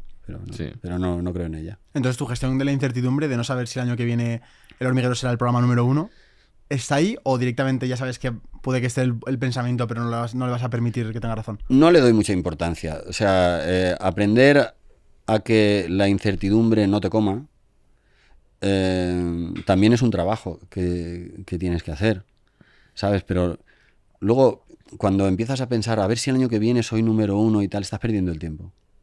Porque voy a estar trabajando. Haz el trabajo. Haz el trabajo. Haz el trabajo y hazlo bien y esfuérzate hoy. Y si te va bien, te va bien. Y si no, tienes que encontrar maneras de salvarte a ti mismo cuando estás en medio de una crisis de ansiedad o no te gusta lo que está pasando, estás triste o estás de mal humor. Aprende a hablarte bien. Una de las cosas más importantes que puedes hacer en la vida es aprender a hablarte bien. Si tú no haces nada, te hablas mal. Si tú lo dejas a tu cabeza sola, te hablas mal por lo que hemos dicho de la supervivencia. Pero si aprendes a hablarte bien, entonces es un ejemplo que me encanta decir, busca a la persona a la que mejor le hablas. Hay una persona que te puede, hay una persona que te inspira una ternura, una cosa, y eres incapaz de hablarle mal. Y yo, siendo jefe, hay una persona en este equipo que mete la pata de vez en cuando, pero soy incapaz de hablarle mal. Esa es la persona a la que mejor le hablo yo, que no es mi pareja, es una persona que trabaja en este equipo. Pues a partir de hoy no me hablo peor de lo que le hablaría a esa persona. Marcas el estándar ahí. El estándar, por debajo de eso, no me hablo. Claro. A la persona que mejor le hablo es el tope de hablarme mal a mí. Entonces, cuando no te hablas mal, cuando no te riñes... O sea, una cosa es que tienes que aprender una cosa. La has cagado, hostia, la has cagado. Tienes razón. Si te mete una bronca, tienes razón. Aguántala y no digas nada. Y ya está, pero no insistas en el error hasta el infinito. Claro. Háblate bien. Hablarte bien es súper poderoso. Y hay un momento en el que tú piensas que simplemente decir, a ver si no voy a ser capaz, o es que soy tonto. Piensas que no tiene un efecto muy radical en ti, pero realmente sí que está impactando más en lo que eres que lo que tú crees. Desde luego, tu cerebro, cuando te hablas a ti mismo, cree que le está hablando a otra persona. El cerebro no distingue entre la realidad y la ficción. El cerebro se queda con la señal más fuerte que tenga. Yeah. Y como tú te digas, es que soy tonto, tu cerebro cree que se lo ha dicho otra persona y se lo cree. Claro.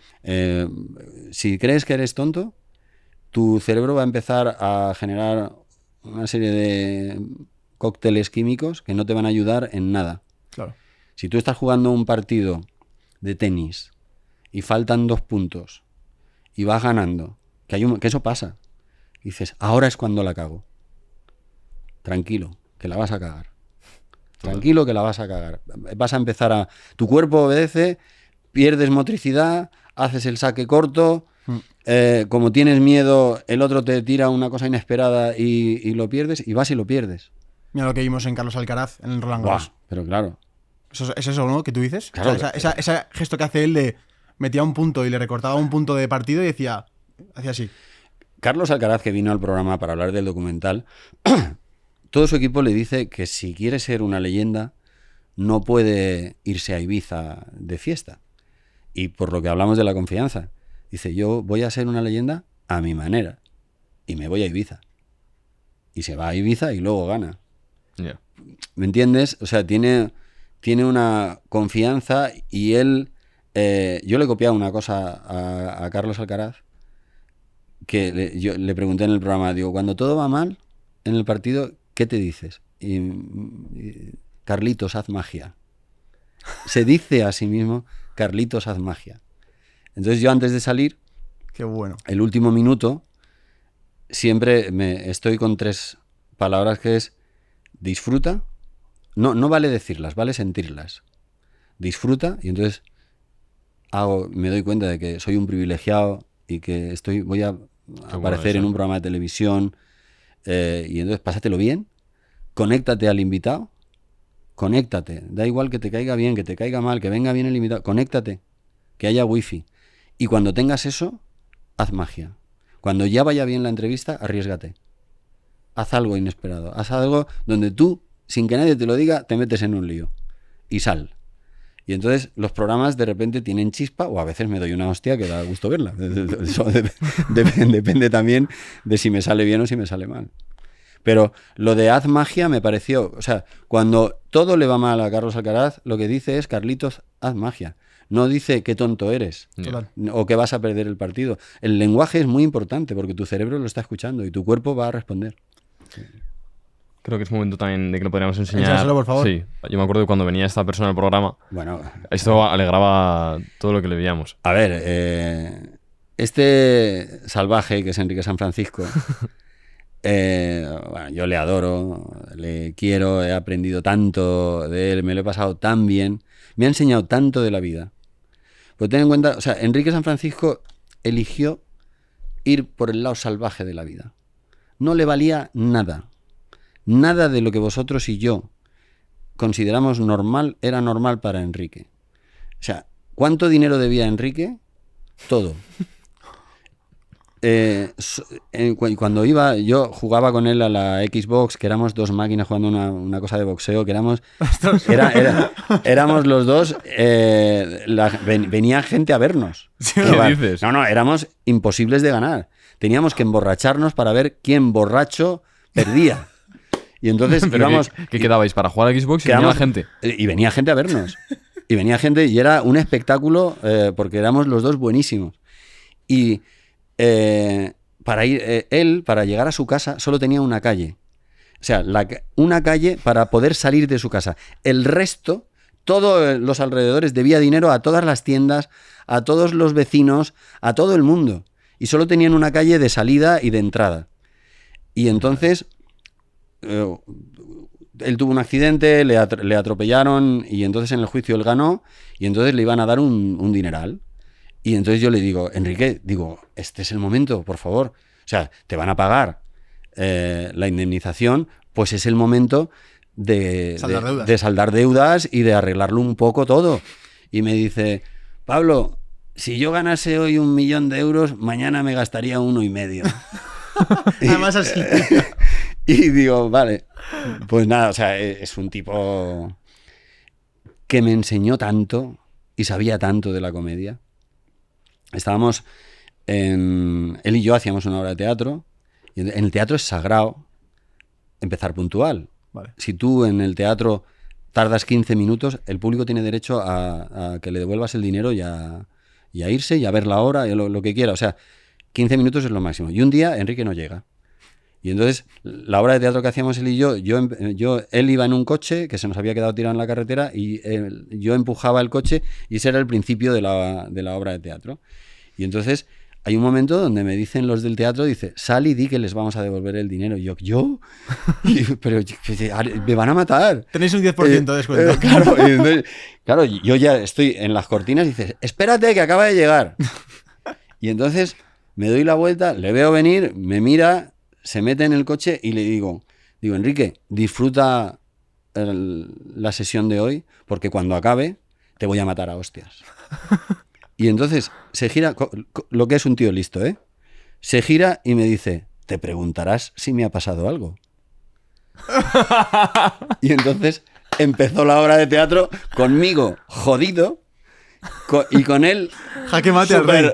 Él súper malo, él haciéndola súper bien y yo hecho polvo ahí intentando decir mis frases. O sea, en una frase acabó conmigo. Ya ves. Su padre era peor que él. Wow. Su padre era un genio. Muchas películas españolas están basadas en el personaje de su padre, de Vicente Aro. Wow. El pillo español, el tío, ¿qué tal? Su padre está a punto de morir. Y entonces venían los dos a la radio. Y entonces el padre como que se salva, viene el padre y me dice: bueno, Pablo, tengo una prórroga. Los hijos deciden no darle dinero para que no beba más vino y entonces no le dan dinero. Y él venía a la radio y me dice: Pablo, ¿me puedo llevar los periódicos en la cadena SER? Y digo: sí, ya los hemos leído, sí, ya hemos hecho el programa, si te los quieres llevar, llévatelos. Y de repente nos damos cuenta que se llevaba todos los periódicos de la SER. Que se quedaba sin periódico Iñaki Gabilondo, o sea, que se quedaba sin periódico. Y dice: ¿pero qué hace este tío? Y resulta que el tío vendía los periódicos a los bares a cambio de vino y de gambas. Y él seguía... Hostia. Sus hijos le habían dicho que no más vino, no más gambas. Vino y gambas. Y él vino y gambas todos los días vendiendo esto. Entonces le impidieron salir de su casa para que no se muriese. Entonces le tenían prohibido salir de su casa. Y yo iba a su casa a jugar a la Xbox y me decía, pero no me dejan salir. No me dejan salir, Pablo. ¿Tú te crees que esto es una familia que no me deja salir? Pues ahora no voy a salir de mi habitación. Y de repente el tío se tira como 2 semanas sin salir de la habitación. Y entramos en la habitación y yo no sé cómo tenía el armario lleno de vino. Madre mía. Había botellas de vino. ¿Cómo las subió? ¿Cómo llegó? No se sabe. Pero era un pillo monumental. Espectacular. Entonces, y de esta gente aprendes mucho. Claro. Os cuento la última, que Enrique No, por favor. me da mucha conversación. Hay un momento, porque yo había escrito la obra de teatro que hacíamos los dos, y me dice, tú te crees muy listo, ¿verdad? Pero no te entra el chiste de no sé qué. Digo, sí, no me entra, pero bueno, tampoco es tan grave. Dice, no te entra porque se te huele el miedo cuando te acercas al chiste, se te huele el miedo. Qué cabrón. Digo, ¿y cómo se me huele el miedo? Dice, porque haces así con el dedito. Dice, la gente no sabe lo que haces, pero lo huele. Y tú te pones nervioso y mueves el dedito. Y la gente no lo sabe, pero el chiste no te entra. Deja de mover el dedito. Y dejé de mover el dedito y entraba. ¿Qué dices? Sí, sí. Y otra vez me dijo, y entonces yo me piqué con él y le digo, pues que te entre a ti el chiste de no sé qué. Porque claro, tú en una comedia hay un momento que te sabes los chistes, igual que los camareros se saben todo lo que toman los clientes. Digo, pues que te entre a ti el chiste de no sé qué, que no te entra nunca, porque lo tiras fatal. Y dice, ¿quieres que me aplaudan hoy en ese chiste? Y digo, sí. Y coge el cabrón, hace el chiste y luego hace así. Y hace. Hostia. Y entonces la gente vio esto, que es el gesto que hace uno cuando acaba un número de circo, abre los brazos así de par en par y la gente aplaudiendo. Hostia, también lo que se aprende de esta gente es cómo vive el presente. Hombre, te digo otra más. Por favor. Es que claro, Enrique porque de Enrique aprendí mucho. Hay un momento, estamos haciendo la obra de teatro y Enrique pasa del folio 3 al 35. Y digo, pero si la obra ya es corta. O sea, nos van a matar. O sea, las obras tienen que durar 1h30. Se acaba de comer la mitad y sobre todo la trama ya no cuadra. Porque claro, te ha saltado cosas que tienen que pasar. Y entonces yo le estoy mirando y el tío con tranquilidad y tal, acaba la obra, en vez de durar 1h30, ese día duró 1h05. Y entonces entro como un loco y le digo, pero ¿no te has dado cuenta que te has saltado 30 páginas, cabrón? Y me dice, ¿qué has aprendido hoy? Y digo, pues no sé qué he aprendido hoy. Dice, en el escenario no te fíes de nadie. Hostia, qué cabrón. Es pensar fuera de la caja constantemente. Total, pero era un tío que siempre estaba así. Qué Hostia, bueno. entonces daba gusto estar con él. Tenía no sé cuántas novias tuvo, Miss España, tal, las más guapas, Rosario, Esther Arroyo, que fue Miss España. Todas le adoraban. Claro. Todas le adoraban. Y yo cuando murió mi padre, en los pueblos te enseñan el cadáver. Y yo dije, yo no quiero volver a ver a un ser querido, no quiero volver a ver su cadáver, no lo quiero volver a ver. Entonces mi hermana me decía, ¿no quieres ver a la mamá? Y yo, no, yo me quedo con el recuerdo de la mamá riendo y ese es el que quiero tener. Claro. Quiero tener el recuerdo de mi madre riendo. Y cuando se murió Enrique, no sé por qué, teniendo una certeza, de decir, yo no quiero volver a hacer esto en la vida, entré a mirar el cadáver. Y estuve un rato pensando, tío, has vivido como has querido, has sido un salvaje, te has muerto como se tiene que morir todo el mundo, pero ole tus huevos. Y no sé por qué lo hice, porque yo no lo quería hacer. Y cuando salgo, estoy en shock porque he hecho... Y entonces le digo a una persona que estaba ahí en el entierro, le digo, mira, me había prometido no volver a hacer esto en mi vida y lo he hecho. Dice, claro, es que son los muertos los que quieren... Si el muerto quiere que pases, pasas. Y eso, en ese momento... Hostia. Claro, si el muerto quiere que pases, pasas. Y entonces, en mi cabeza dije, ¿será posible? Esto es una frase que me ha dicho un señor en un momento que me ha cazado. O sea, no será verdad, pero ¿y si es verdad? O sea, y eso me pasó con él. Y en cambio con él no tienes mal recuerdo. No. Con él no tengo mal recuerdo porque es que te morías de la risa incluso cuando le iba muy mal. Porque le iba muy mal y entonces empiezan a pedirle papeles, la gente que le cuidaba empiezan a pedirle papeles y el tío les dice, me estoy muriendo, ¿verdad? Me estoy muriendo y estáis pidiendo los papeles porque me estoy muriendo, ¿no, hijos de puta? Eso decía. Sí. Y entonces, claro, es que te reías. Aquí vino, yo le dejaba dinero, que nunca jamás me devolvió. Pero lo sabías. Sí. O sea, A fondo perdido. pero hay un momento en que digo, viene aquí un día con una moto. Y, Pablo, baja, que te quiero enseñar una moto y tal. Digo, no, me quieres pedir dinero. Y bajo y le digo, primero, esa moto no sé cómo la ha sacado. Dice, he ido a un concesionario y he dicho que le quería dar una vuelta porque seguramente me la voy a comprar. Y me la han dejado y estoy dando una vuelta con esta moto. ¿Qué pasa? digo, mira. Ya había pensado en ti. Claro. Eso me gustaba. Y vengo a enseñártela y encima me dice que no. Digo, no, vienes a pedirme dinero. Dice, sí, vengo a pedirte dinero. Digo, mira, Enrique, se acabó el dinero. Yo no soy tu padre. Y me dice, ¿por qué? ¿Por qué? ¿Por qué? Mi padre ya se ha muerto. ¿Por qué no puedes ser tú mi padre? Y cogí, cerré la puerta y me subí y digo, no te dejo dinero. Pero claro, es un tío fuera de la caja. Ese sí que piensa fuera de la caja. Claro. Ya ves. Hay una anécdota que nos dijiste también en persona, que fue que hasta que no te sabías las preguntas de atrás hacia adelante de la entrevista, no te sentías tranquilo como para poder hacer el programa, ¿no? Ese nivel de meticulosidad, ese nivel de atención, de memoria, ¿es una exigencia que tú te impones para ser el mejor en cada programa? ¿O es algo que te has dado cuenta que o lo llevas a ese nivel de preparación un programa o no sale como tú quieres? Mira, yo en el programa lo que quiero es abandonarme.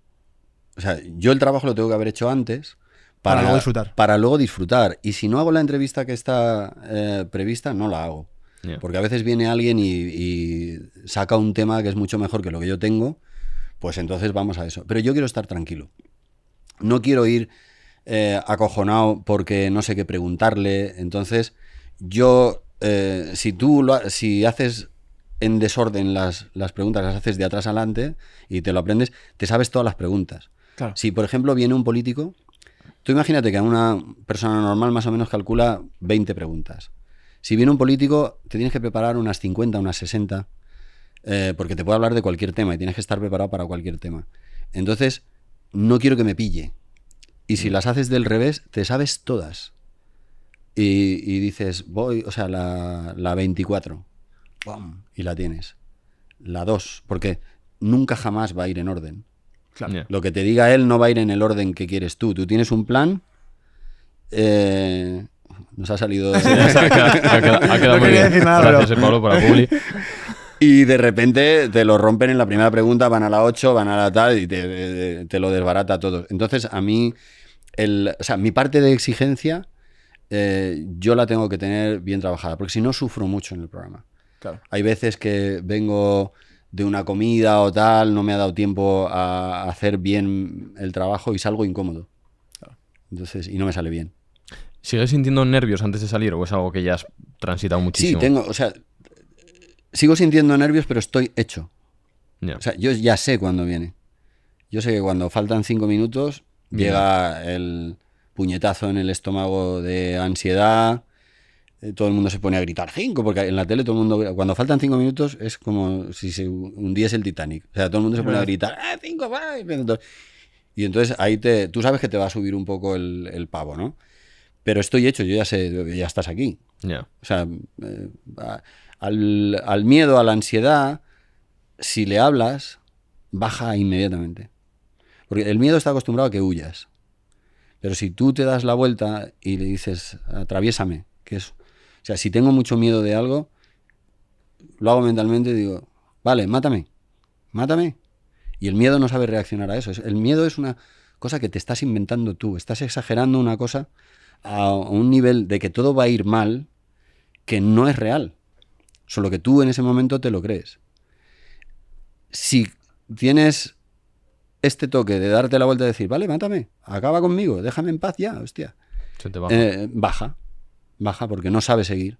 Tu sensación, tu imaginación, Yeah. que está elucubrando estupideces, no sabe seguir.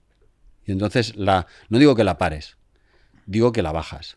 ¿Y haces algún tipo de rutinas de respiraciones, alguna cosa para calmarte? Sí, si estoy muy mal hago el pranayama del yoga, que es soltar más aire del que coges. Ah, vale. O sea, este truco lo usa todo el mundo. O sea, todas las religiones usan el rezar el rosario. Es para eso que estás en la acción santificada, o sea, a nosotros o sea, Hostia, ese sueltas mucho. El om es om, om. El Hare Hare Hare Krishna es lo mismo. Los cantos gregorianos son lo mismo. Es verdad. Suelta más aire del que coges y te calmas. Porque el cuerpo no puede hacer otra cosa. O sea, se acabó. Si sueltas más aire del que coges, o sea, coges, pero luego...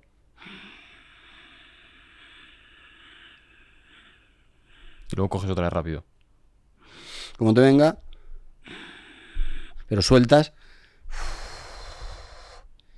y entonces se estimula el nervio vago y te calmas. Qué bueno. Ahora abramos el melón que nadie se espera, y es que Pablo sabe más de salud que muchos invitados que hemos Y traído. ahora hace de repente. Exacto. Y es algo que veo que en el programa no te permiten, o no el contexto, claro, al final son muchos millones de personas, es gente de todo tipo, no les apetece que les hables de testosterona, ¿no? Pero nosotros que te conocemos un poco más sabemos que eres un tío apasionado de la salud. Absolutamente. Y nos decías que te estabas escuchando podcast de cómo funciona el diafragma. Y ¿cuál fue el punto en tu vida que te hizo ser tan consciente de tu salud y decir, me tengo que poner las pilas con mi cuerpo? Porque yo sé que antes no estabas cuadrado, antes eras un tío normal. Pero en realidad, o sea, empezó todo por el cerebro. Vale. O sea, vi una charla TED donde había una neuróloga que era una de las expertas más grandes del cerebro y le dio un ictus. Y entonces tuvo un ictus, sabía que le estaba dando un ictus, pero podía ver el ictus por dentro. Hostia. Entonces, siendo una investigadora, de repente tiene que decidir entre si llama ya o si se queda más rato dentro del ictus para saber cómo es un ictus. Es una de las investigadoras más importantes del mundo. Se quedó demasiado rato y cuando intentó llamar por teléfono ya no funcionaba nada de su cuerpo y solo emitía ruidos. Se la llevan al hospital y tiene que volver a aprender todo. Wow. Y 5 años más tarde, o sea, tiene que volver a aprender a andar, a hablar, todo. Y 5 años más tarde da una charla donde ella tuvo un ictus en el hemisferio izquierdo del cerebro, que, a grosso modo, por decirlo para que la gente nos entienda, el hemisferio izquierdo estaría el lenguaje y en el hemisferio derecho estaría lo que sientes, ¿vale? Y no tiene lenguaje, no tiene el lóbulo frontal, tal. Entonces, ella tuvo un problema en el hemisferio izquierdo y solamente sentía. Y lo que sentía la hacía sentir muy a gusto. Y entonces termina la charla y dice, yo he estado en el hemisferio derecho. Y os digo una cosa, que sé que es verdad. Pensad menos y sentid más. Y me pareció un consejo tan brutal que dije, tengo que aprender todo del cerebro. Y entonces empecé a devorar libros del cerebro. Luego empecé libros de salud. Luego empecé a leer libros de medicina de médicos. Tostones insoportables. Fisiología 1. Sí, mi mujer me dice, ¿pero quieres leerte una novela, chico? O sea, de verdad te estás leyendo esto porque necesitaba más hallazgos. Claro. O sea, yo el hallazgo del hemisferio izquierdo, del derecho, tal. Y luego, pues una cosa me llevó a la otra y luego un enero de un año cualquiera me apunté a un gimnasio, como todo el mundo en enero, para quitarte en febrero. Entonces digo, bueno, estaba gordo, tal. Y vino un tío y me dice, oye, ¿quieres hacer la portada de Men's Health? Claro. Y yo dije, pero no me estás viendo la barriga que tengo. Yo desayuno Nutella. Y me dice, no, pero nosotros nos encargaríamos de todo, te lo haríamos todo gratis y tal. Y entonces hice la portada de Men's Health y luego me dio mucho coraje perderlo lo que había ganado. Y entonces a partir de ahí empecé a meterme en lo de la salud obsesivamente, como casi cualquier cosa que me apasiona. Y empecé a leer libros de salud, empecé a meterme en el mundo de los suplementos, a estudiarlo todo un poco. Y claro, aquí vienen algunas de los mejores del mundo. Entonces aquí viene Hugh Jackman y yo le digo, ¿cómo entrenas? ¿A qué hora te levantas? ¿Cuántas veces por semana haces pierna? ¿Cómo consigues? ¿Por qué estás tan estilizado? O sea, no tienes un cuerpo normal de músculo. No, es que estos músculos son de bailar. Toma. Que son unos músculos que solo salen bailando. Por eso es tan estético. Aunque mido casi 2 metros, es estético mi cuerpo. Pablo al día siguiente apuntando a Samba. Claro, pues a bailar. Viene Tom Cruise, ¿cómo entrenas? Viene La Roca, ¿cómo entrenas? Hostia, La Roca. Claro, es que aquí han venido, vienen todos. Ya. Thor, viene Thor y le dices, ¿cómo entrenas? ¿Qué haces? ¿Cómo lo haces? Y tal. ¿Tomas suplementos o tal? ¿Qué suplementos tomas? ¿Cuándo te los tomas? Entonces, digamos que todo eso me ha ido llevando a hacer mi propio plan de entrenamiento, de suplementos, y tengo un cóctel bastante apañado. Yo creo que habría que entrar ya ahí, ¿eh? Vamos a entrar en rutina. Desde que te despiertas, ¿a qué hora? Todo el máximo detalle que puedas dar. ¿Cómo es tu rutina? Mira, yo me levanto a las 8 de la mañana, escucho el monólogo de Carlos Alsina que te sitúa en cómo ha ido el día. Si ha pasado algo, te lo va a contar Alsina a las 8, bien contado, con una reflexión cojonuda. A las 8 y 12 minutos, sabes, si ha pasado algo gordo, sabes lo que ha pasado y lo que piensa Carlos Alsina, que siempre está muy bien, porque él vive para hacer ese monólogo de las 8, que es su mayor éxito y su mayor ruina, las dos cosas a la vez, que te lo dice, tío, es que tengo que hacer otro monólogo mañana, muy amigo mío y tal.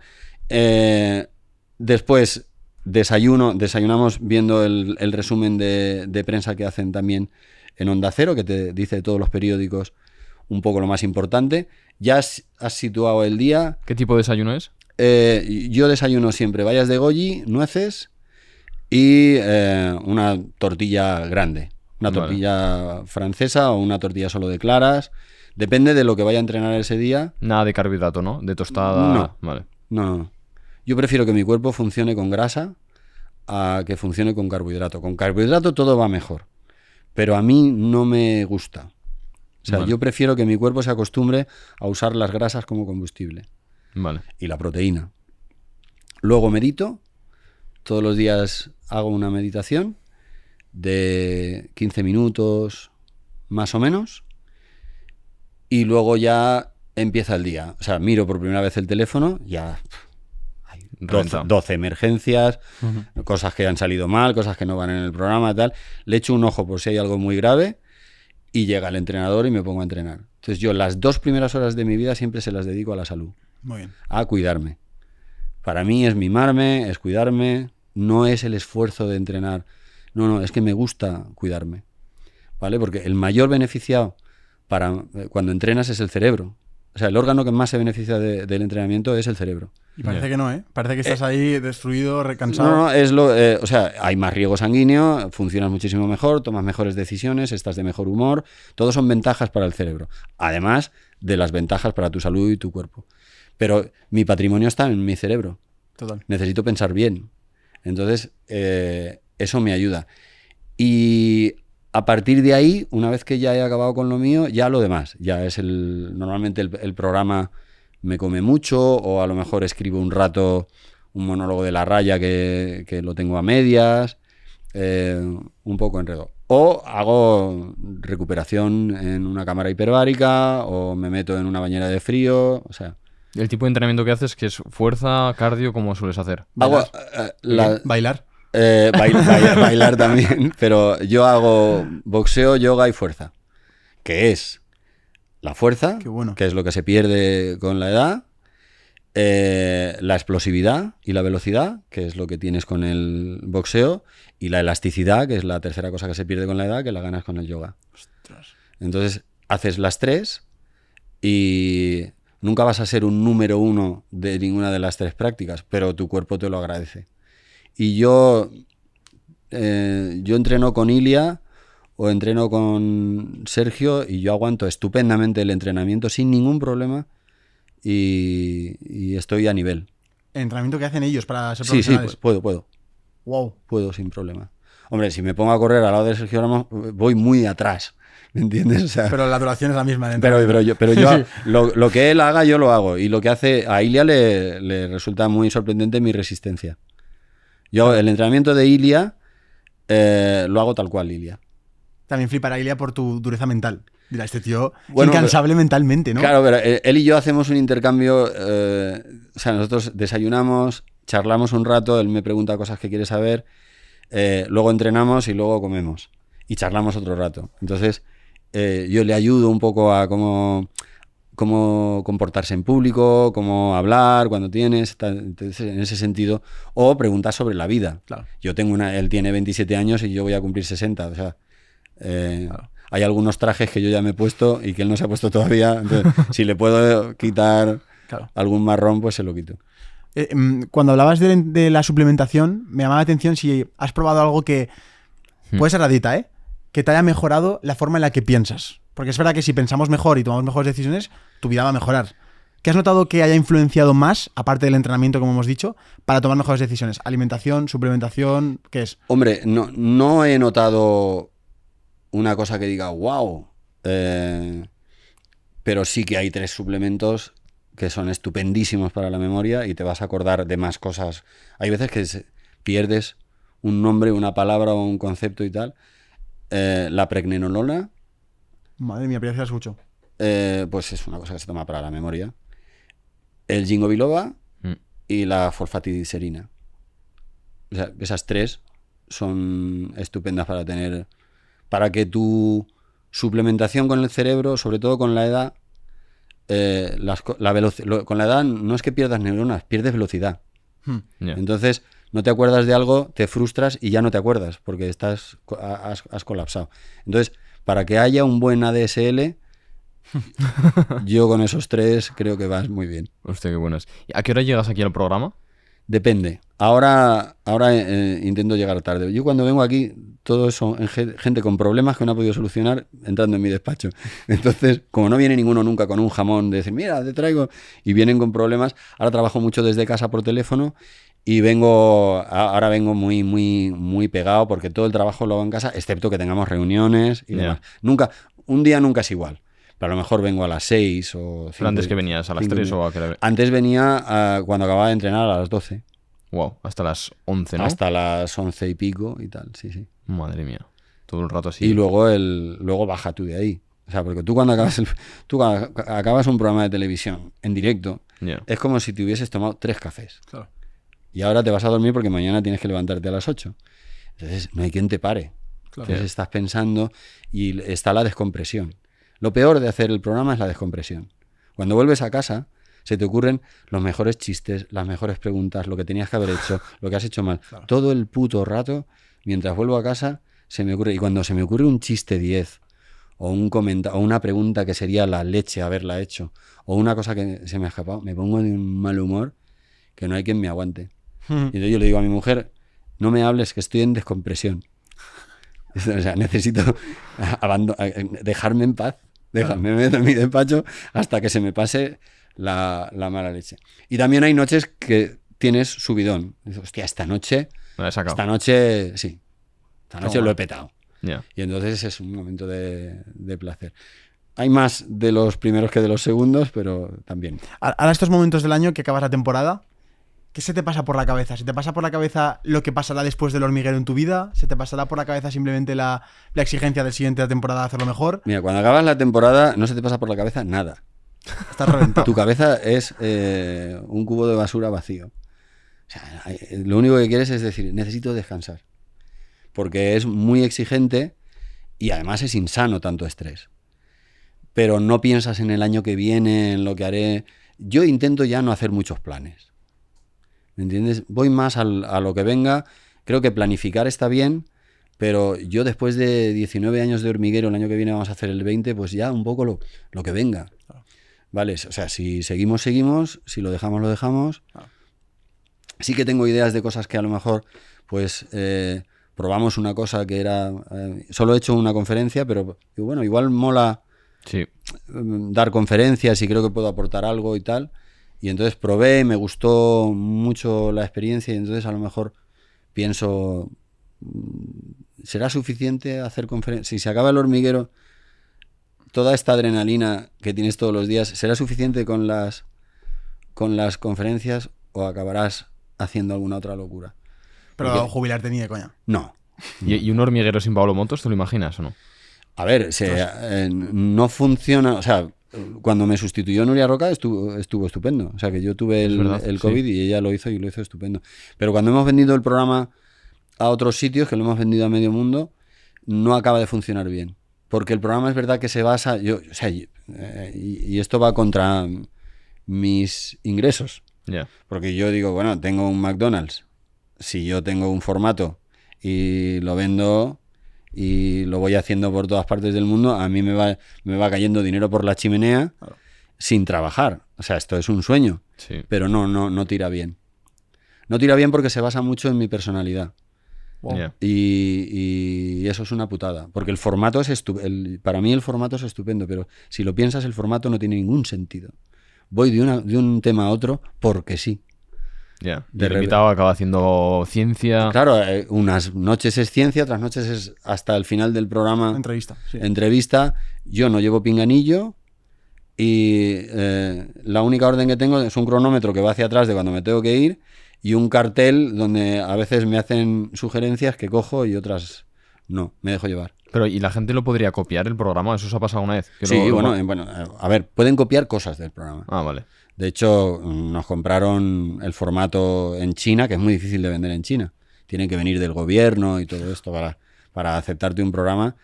Y los chinos nos dijeron con todo su morro, venimos a comprar la ciencia de este programa porque no la podemos copiar. Hostia. Y les aprendieron a copiarla en un año. Y ya está, ¿no? Y de repente nos compraban cositas y tal, y nosotros veíamos que nos compraban una ciencia y hacían 7.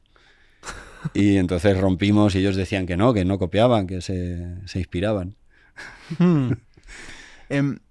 Hablabas de que no te ibas a jubilar. No. ¿Por qué? ¿Porque te has dado cuenta que has nacido para esto? No, porque me parece una idea a la que hay que darle una vuelta. Yeah. O sea, es verdad, si tú, por mi experiencia de toda la gente que conozco que se jubila y que no lo ha pensado mucho, lo siguiente es que te pones enfermo. Y empiezan los problemas de salud, porque una cosa es tener vacaciones, ¿vale? Y otra cosa muy diferente es tener vacaciones y no volver más al trabajo. No volver nunca más. O sea, el precipicio es gigante. Entonces, hay gente que lo lleva bien y que se apunta a una asociación cultural, hace teatro, le gusta pasear y lo lleva bien, pero yo creo que mi personalidad, yo tengo que estar activo. Claro. Y es que es demasiada gente que conozco que de repente se jubila porque está deseando jubilarse y lo siguiente que tiene es o una depresión o un problema de salud. Yeah. Entonces, bajar el ritmo de trabajo está bien, pero yo creo que mientras tenga fuerza para trabajar, trabajaré en algo. Yo te voy a preguntar como última pregunta, ¿por qué has aceptado esta entrevista? Porque me caéis de puta madre. Hostia. O sea, porque cuando voy de viaje os escucho y sois dos tíos jóvenes que tenéis pasión, tenéis ganas de currar. A mí me caen muy mal los vagos. Yeah. Y vosotros sois todo lo contrario. Entonces, igual que a mí ha habido gente que me ha ayudado, yo tengo un sentimiento moral de que a la gente que vale la pena, también si le puedo echar una mano se la tengo que echar. Y es que sois encantadores. O sea, eso es lo que pasa. Muchas gracias, Pablo. Pues Pablo, muchas gracias porque para nosotros era como un sueño conjunto el poder entrevistarte cuando empezamos hace 2 años y medio. Así que ha sido un placer, ha sido increíble. Yo creo que han sido lecciones por todos lados. Me lo tengo que volver a ver esta entrevista, apuntarme los suplementos, apuntarme todo. Y 1000 millones de gracias. Pues muchísimas gracias, es un placer. Para ti que estás escuchando esto, ya sabes, ya puedes suscribirte al canal, puedes apoyar esto y compartirlo. No hace falta que lo compartas porque ya se habrá corrido la voz. Pero bueno, gracias por estar un día más y vamos a por el siguiente programa. Adiós. Chao.